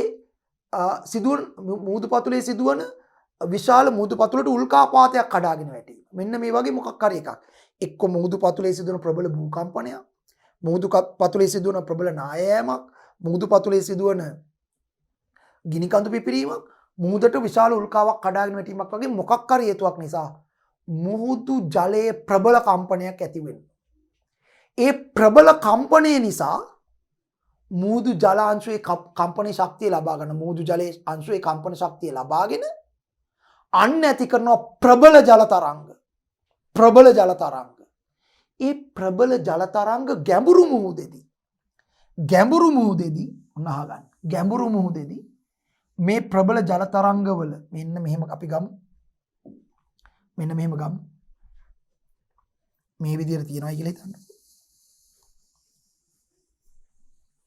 දැන් මේ තියෙන ගැඹුරු මුහුද, මේ තියෙන නොගැඹුරු වෙරළ, මේ තියෙන ගොඩබිම කියලා හිතන්න. ඒතර ගොඩබිමේ මේ තියෙන්නේ ගස් එහෙම තියෙනවා. ගෙවල් එහෙම තියෙනවා. හරි ওই විදිහට ගමුකෝ. ගොඩනැගිලි එහෙම තියෙනවා උස. හරි ඔහොම තියෙනවා කියලා හිතන්නකෝ. මේ තියෙන ගැඹුරු මුහුද මේ තියෙන වෙරළ. දැන් ගැඹුරු මුහුදේ උල්කාපාතයක් කඩාගෙන වැටිලා හරි භූමිකම්පාවක් වෙලා හරි එහෙම නැත්තම් ගිනි කන්දක් පුපුරලා හරි ගැඹුරු මුහුදු පතුලේ එහෙම නැත්තම් නායෑමක් වෙලා හරි ප්‍රබල කම්පනයක් වුණොත් ඒ කම්පනයේ ශක්තිය ලබා ගන්න ගැඹුරු මුහුදේ ජල අංශු ජල තරංග ඇති කරනවා. හැබැයි විශේෂත්වය මේකයි. ගැඹුරු මුහුදේදී මේ ජල තරංගවල තරංග ආයාමයේ දිගයි. තරංග ආයාමය කියන්නේ අර දෝලනයක දිග තරංග ආයාමයේ කිලෝමීටර් ගාණක් දිගයි. ඒ නිසා විස්තාරය අඩුයි. මෙන්න මෙහෙම තරංග ආයාම දිගයි මේ. තරංග ආයාමයේ ගොඩක් දිගයි. ඒ නිසා උස විස්තාරය අඩුයි. ඒ නිසා ගැඹුරු මුහුදේ තියෙන බෝට්ටු වලට නැව් වලට මේ සුනාමි තරංගේ දැනෙන්නෙත් නැහැ. එච්චර දැනෙන්නෙත් නැහැ. ඇයි? උස අඩුයිනේ. තරංග ආයාමයේ දිගයි. දැන් මේකනේ වෙන්නේ. දැන් තරංග ආයාමයේ දිග නම් උස අඩුයි. තරංග ආයාමයේ කොට වුණොත් ඒ කියන්නේ මේක මෙහෙම අපි හිතන්නකෝ ඔයගොල්ලෝ හිතන්නේ මෙහෙම තද කරා කියලා. ළමයි හිතන්නේ මෙහෙම තද කරා කියලා ඔබ වහන්සේලා හිතන්නේ මේක තද කරනකොට තරංග ආයාමයේ කෙටි වෙනකොට මේක මේ දිගිස් වෙනවා. විස්තාරය වැඩි වෙනවා. ඕකනේ වෙන්නේ. මේ දැන් මෙතන තරංග ආයාමයේ දිගයි. ඒතර විස්තාරය කියන්නේ මධ්‍ය පීඨුමේ සිට ඉහළට පාට දෙන උස අඩුයි. දැන් මේක මෙහෙම තද කෙරුවොත් අපි මෙහෙම අල්ලලා තද කෙරුවොත් එතකොට මේක කොට වෙනවා. කොටනෝ මෙහෙන් ඉස්සෙනවා. අන්න. දැන් ඒතර ගැඹුරු මුහුදේදී හට ගන්න සුනාමි ජල තරංග වල තරංග ආයාමයේ වැඩි. තරංග ආයාමයේ වැඩි නිසා විස්තාර හරි අඩුයි. හැබැයි මේක නොගැඹුරු වෙරළට එන්න තරංග ආයාමය අඩු වෙනවා. තරංග ආයාමය අඩු වෙන්න විස්තාර වැඩි වෙනවා. තරංග ආයාම අඩු වෙනවා. විස්තාර වැඩි වෙලා එක්තරා තැනකදී ඇවිල්ලා මේක ගැටෙනවා මෙහෙම මුහුදු පතුලේ. ඒ කියන්නේ නොගැඹුරු වෙරළේ ගැටෙනවා මේදී. අන්න බලන්න මේ මෙතනට වඩා තරංග ආයාමය මෙතන අඩුයි නෙමෙයි. තරංග ආයාමය අඩු වෙනවා නිකන් කොට වෙලා වගේනේ. විස්තාරය වැඩි වෙලා. අන්න විස්තාරය වැඩි. ඒක ගැඹුරු මුහුදේ ඉන්න අයට මේක දැනෙන්නේ නැත්තේ ඒකයි. ගැඹුරු මුහුදේ තියෙන නැව් වලට බෝට් වලට සුනාමි ජල තරංග දැනෙන්නෙත් නැහැ. උස නැහැ නෙච්චර. දැන් පොඩ්ඩක් මේ ඉස්සිලා පහත් වෙනවා වගේ තමයි වෙන්නේ. හැබැයි නොගැඹුරු වෙරළට එන්න මේකේ මොකද වෙන්නේ? මේකේ තරංග ආයාමය අඩු වෙනවා. මේකට වඩා මේක කොටයි. ඊට වඩා මේක කොටයි. තරංග ආයාම කොට වෙන විස්තාර වැඩි වෙනවා. වැඩි වෙලා එක්තරා අවස්ථාවක මේක ඇවිල්ලා නොගැඹුරු වෙරළේ පතුලේ වදිනවා නිම්නේ සම්පූර්ණ කරගන්න බැරිද? මේවා ශීර්ෂනේ. නිම්න එනවා. ගැඹුරු මුහුදේ නම් නොගැඹුරුට වෙනකොට වෙනස්කම් දෙකයි. තරංග ආයාම කොට වෙනවා. ඒ නිසා විස්තාරය වැඩි වෙලා රළේ උස වැඩි වෙනවා. ඇවිල්ලා එක්තරා අවස්ථාවක මේක පතුලේ වදිනකොට නිම්නේ සම්පූර්ණ කරන්න බැරි වෙනවා. නිම්නේ සම්පූර්ණ කරන්න බැරි වුණොත් දැන් තරංගේ මෙතන හිර වෙනවා. ජල තරංගේ මෙතන හිර වෙනවා. දැන් මෙහි තමයි මේ ගොඩබිම හරිද? මේ ජල තරංගේ හිර වෙනවා. හිර වෙනකොට මෙහෙන් තව එනවනේ. එන්න මේක හිර වෙන්න මෙතන එක්රැස් වෙනවා. එක්රැස් වෙන්න මේක ඉස්සෙනවා. මේක ඉස්සෙනවා මේ. ඉස්සෙන්න වතුර ඕනේනේ. මේ හරියේ තියෙන වතුර ඇදලා ගන්නවා. අන්න එතකොට තමයි සුනාමිකට වහාම කලින් වතුර පස්සට යන්නේ. මොකද දැන් මෙතන නිම්නේ සම්පූර්ණ කරන්න බැරුව හිර වෙලා. නිම්නේ සම්පූර්ණ කරන සින්නේ සම්නෝ කරනවා ඊට පස්සේ ශීර්ෂය හැදෙන්නේ. නිම්නේ සම්පූර්ණ කරන්න බැරුව හිර වෙලා මොකද ගැඹුර අඩු නිසා. දැන් මේ හරියේ ගැඹුර වැඩි නිසා නිම්න ශීර්ෂ සම්පූර්ණ කරගෙන ආවා. මෙතන වැදුනා. නිම්නේ සම්පූර්ණ කරන්න බෑ ඉන්න හිර වෙනවා තරංගේ. හිර වෙනකොට මෙන් පිටිපස්සෙන් එන නිසා ඔක්කොම එකට එකතු වෙනවා. එතකොට මේක තව ඉස්සෙනවා. ඉස්සෙන වතුර ඕනේනේ. ඒ නිසා තමයි සුනාමිකට වහාම පෙර වෙරළේ තියෙන ජලයේ මුහුද පැත්තට ඇදිලා යන්නේ. ගිහිලා මේ වතුර ඇදලා මෙහෙන් ඉස්සනවා වතුර. හරිද? මෙහෙන් දිගටම එනවා. ඇවිල්ලා දැන් නිම්න සම්පූර්ණ එක පාට වතුර පාර වැටුණාට පස්සේ විශාල රළ කඳක් ලෙස මේක ගොඩ බිමට කඩාගෙන වදිනවා. අන්න එතකොට තමයි ගස් ගලවල ගෙවල් ගලවගෙන ගොඩ පතුල් ඔක්කොම විනාශ කරගෙන ඔක්කොම ගලවගෙන යන්නේ. තේරෙනවද? එතකොට මේකට හේතුව අර මුහුදු පතුලේ ඇති වෙන අර අපි ජල තරංග කියපු එකේම ප්‍රබල අවස්ථාව. මුහුදු පතුලේ ඇති වෙන යම් කම්පනයක්. ඒක භූකම්පනයක්. එහෙම නැත්නම් උල්කාපාත කඩා වැටීමක්. එහෙම නැත්නම් නායෑමක්. ඒ නිසා එහෙම නැත්නම් ගිනි කඳු පිපිරීමක් වගේ නිසා හත ගන්න ප්‍රබල කම්පනයේ ශක්තිය ලබා ගන්න මුහුදු ජල අංශු ඇති කරන තරංග ආයාමයේ වැඩි විස්තාරය අඩු ප්‍රබල ජල තරංග ඒවා ගැඹුරු වෙරළේ ඉඳන් ගැඹුරු මුහුදේ ඉඳන් නොගැඹුරු වෙරළට එනකොට ඒවා තරංග ආයාම කෙටි වෙනවා. ඒ නිසා විස්තාර වැඩි වෙලා අවසානයේ නිම්නේ සම්පූර්ණ කරගන්න බැරුව වෙරළේ වැදිලා ජලය ඇදලා රළයේ උස උපරිමයට වැඩි වෙලා විශාල රළ කඳක් ලෙස ගොඩබිමට කඩාගෙන වදිනවා. මේක තමයි සුනාමිය. මේක යාන්ත්‍රික තරංග විශේෂයක්. ජලාංශ වල කම්පණයෙන් හටගන්නේ යාන්ත්‍රික තරංග, යාන්ත්‍රික තීරයක් තරංග විශේෂයක් තමයි සුනාමි ජල තරංග කියන්නේ. හරි? මේක ඇති වෙන්න මුහුදු පතුලේ ප්‍රබල කම්පනයක් එලා ඒකේ ඒ හරහා ශක්තිය නිදහස් වෙන්න ඕනේ. එහෙනම් මෙන්න තියෙනවා සුනාමි තරංග. සුනාමි තත්ත්වයක් ඇතිවන්නේ නොගැඹුරු ජල තරංග වලින්. සාගර පත්තේ ප්‍රබල භූකම්පන ඇති වූ විට හටගන්නා ජල තරංග වෙරළට පැමිණීම නිසා සුනාමි තත්ත්වයක් ඇති වේ. ගැඹුරු මුහුදේදී මෙම තරංගවල තරංගායාමයේ කිලෝමීටර් 100 ගණනක් දිගය. එහෙත් ඒවායේ විස්තාරය අඩුයි ගැඹුරු මුහුදේදී. ඒ නිසා ඒවා ප්‍රචාරණය වන විට එහි ශක්තිය හානි වන්නේ සුළු වශයෙනි. ඒත් අඩු ගැඹුරක් ඇති වෙරළ ආසන්නයේදී තරංගායාමය අඩු වන අතර විස්තාරයේ බොහෝ සෙයින් වැඩි වේ. ඒ නිසා ඒ විශාල උස රළ කඳක් බවට පත් වී ගොඩබිම දෙසට ඇදී. එදින ඒක. හරි. right. මේ තියෙන එක නිරූපණය මම අර නිරූපණය කරපු එක මේ ගැඹුරු මුහුදේ තරංගායාමයේ වැඩි විස්තාරය අඩුයි. නොගැඹුරු මුහුදට එන්න විස්තාරය වැඩිනවා තරංගායාමයේ කොටු වෙලා අවසානයේ විස්තාරය වැඩි රළ කඳක් ලෙස මේක එනවා. right. හොඳයි. එහෙමනම් සාගර පත්ලේ සිදුවන භූකම්පන, ගිනි කඳු පිපිරි, පරමාණු බෝම්බ අත්දැකීම. ඒක මිනිහා කරන වැඩක් නිසා අටගන්න සුනාමියක්. පරමාණු බෝම්බ සාගර පත්ලේ අත්දැකීම නිසා සමහරකට පොඩි සුනාමි තත්ත්වයක් ඇති වෙන්න පුළුවන්. ආදී නිසා ඇතිවන පිපිරීම් හා සාගරයට උල්කාපාත පතිත වීම ආදී සුනාමි තත්ත්ව ඇති කිරීමට හේතු වේ. වෙරළ තීරයේ වෙරළ බඩ ශාක වැවීම, ගල් වැටි දැමීම ආදී වෙරළ කාදනයේ වළක්වා ගත හැකි ක්‍රියාකාරකම් මගින් සුනාමි තත්ත්වයන්ගෙන් ඇතිවන හානි අවම කරගත හැකි වනු ඇත. කියන්නේ සුනාමියන එක නවත්තන්න බෑ. නමුත් ගල් වැටි දාලා වෙරළ බඩ තීරයේ ශාක වැවුවම අර සුනාමියෙන් ගොඩබිමට වෙන බලපෑම යම් ප්‍රමාණයකට අඩු කරගන්න පුළුවන්. හරි. වෙරළ කාදනයට හේතු වන වෙරළ ආසන්නයේ සිදු කරන අනවසර ඉදිකිරීම් වැළැක්වීම සඳහා ක්‍රියාමාර්ග ගැනීම මගින්ද සුනාමි තත්ත්ව හේතුවෙන් වන ජීවිත හා දේපල හානි අවම කරගත හැකිය. තව කොරල් පර වැව්වමත්, කඩොලාන ශාක වැව්වමත්, කඩොලාන පරිසර පද්ධති තිබ්බමත් කොරල් තියෙනවා නම් ඒත් අර සුනාමි රළයේ වේගය ඒ කොරල් වල වැදලා කඩොලාන වල වැදලා යම් ප්‍රමාණයකට අඩු වෙනවා. ඒ නිසා සුනාමියෙන් ගොඩබිමට වෙන බලපෑම කඩොලාන තියෙන තැන්වලදී, කොරල් තියෙන තැන්වලදී යම් ප්‍රමාණයකට අඩු කරගන්න පුළුවන්. කොරල් පරහා කඩුලාන ශාක මගින්ද සුනාමි බලපෑම අඩු කරගත හැකියි. පැහැදිලි? right. ඔන්න සුනාමි ගැන කතා කරා. ඒ කියන්නේ අපි අපේ පාඩමේ මූලික කොටස තරංග වර්ග ටික කතා කරුවා.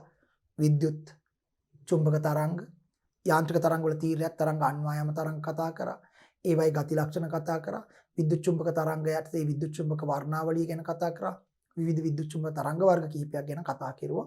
ඒ වගේම අපි කතා කරුවා අවසානයේ සුනාමි තරංග ගැනත්, ජල තරංග ගැනත්. ඉතින් එහෙමනම් මේ පාඩමේ මුල් කොටස මෙතනින් අවසානයක් වෙනවා. දෙවනි කොටසේ අපිට තියෙන ටිකක් ධ්වනි තරංග ගැන ටිකක් ගැඹුරට කතා කරන්න. ධ්වනි තරංග කියන්නේ ඔබ වහන්සේලා දන්නවා යාන්ත්‍රික අන්වායම තරංග වර්ගයක් ධ්වනි තරංග. ධ්වනි තරංග ගැන ටිකක් ගැඹුරට කරුණු කිහිපයක් සාකච්ඡා කරන්නයි තියෙන්නේ.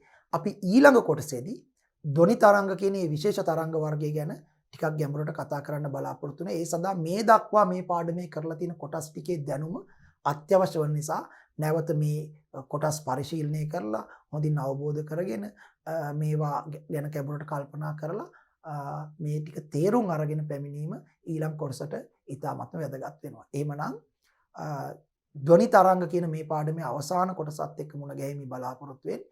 අපි මේ කොටසෙන් සමුගන්නවා. ඉදිරි කොටසේදී නැවත හමු වෙමු. තෙරුවන් සරණයි හාමුදුරුවනේ. සප්පදානං ධම්මදානං ජිනාති. සියලු දානයන්ට වඩා ධර්ම දානය උතුම් වන්නේය යන උතුම් බුදු වදන පසක් කරමින් පිරිවෙන් අධ්‍යාපනය ලබන සුවහසක් පොඩි හාමුදුරුවන් වහන්සේලාගේ, මෙහෙණින් වහන්සේලාගේ සහ දුවා දරුවන්ගේ දහම් ඇස විවර කරමින් සම්බුද්ධ ශාසනයේ චිරස්ථිතිය උදෙසා ධම්මික පෙරේරා, ෆ්‍රෙසිලා පෙරේරා පදනම මගින් සිදු කෙරෙන මහඟු සමාජ සත්කාරයයි ඩී.පී. පිරිවෙන් අධ්‍යාපනය.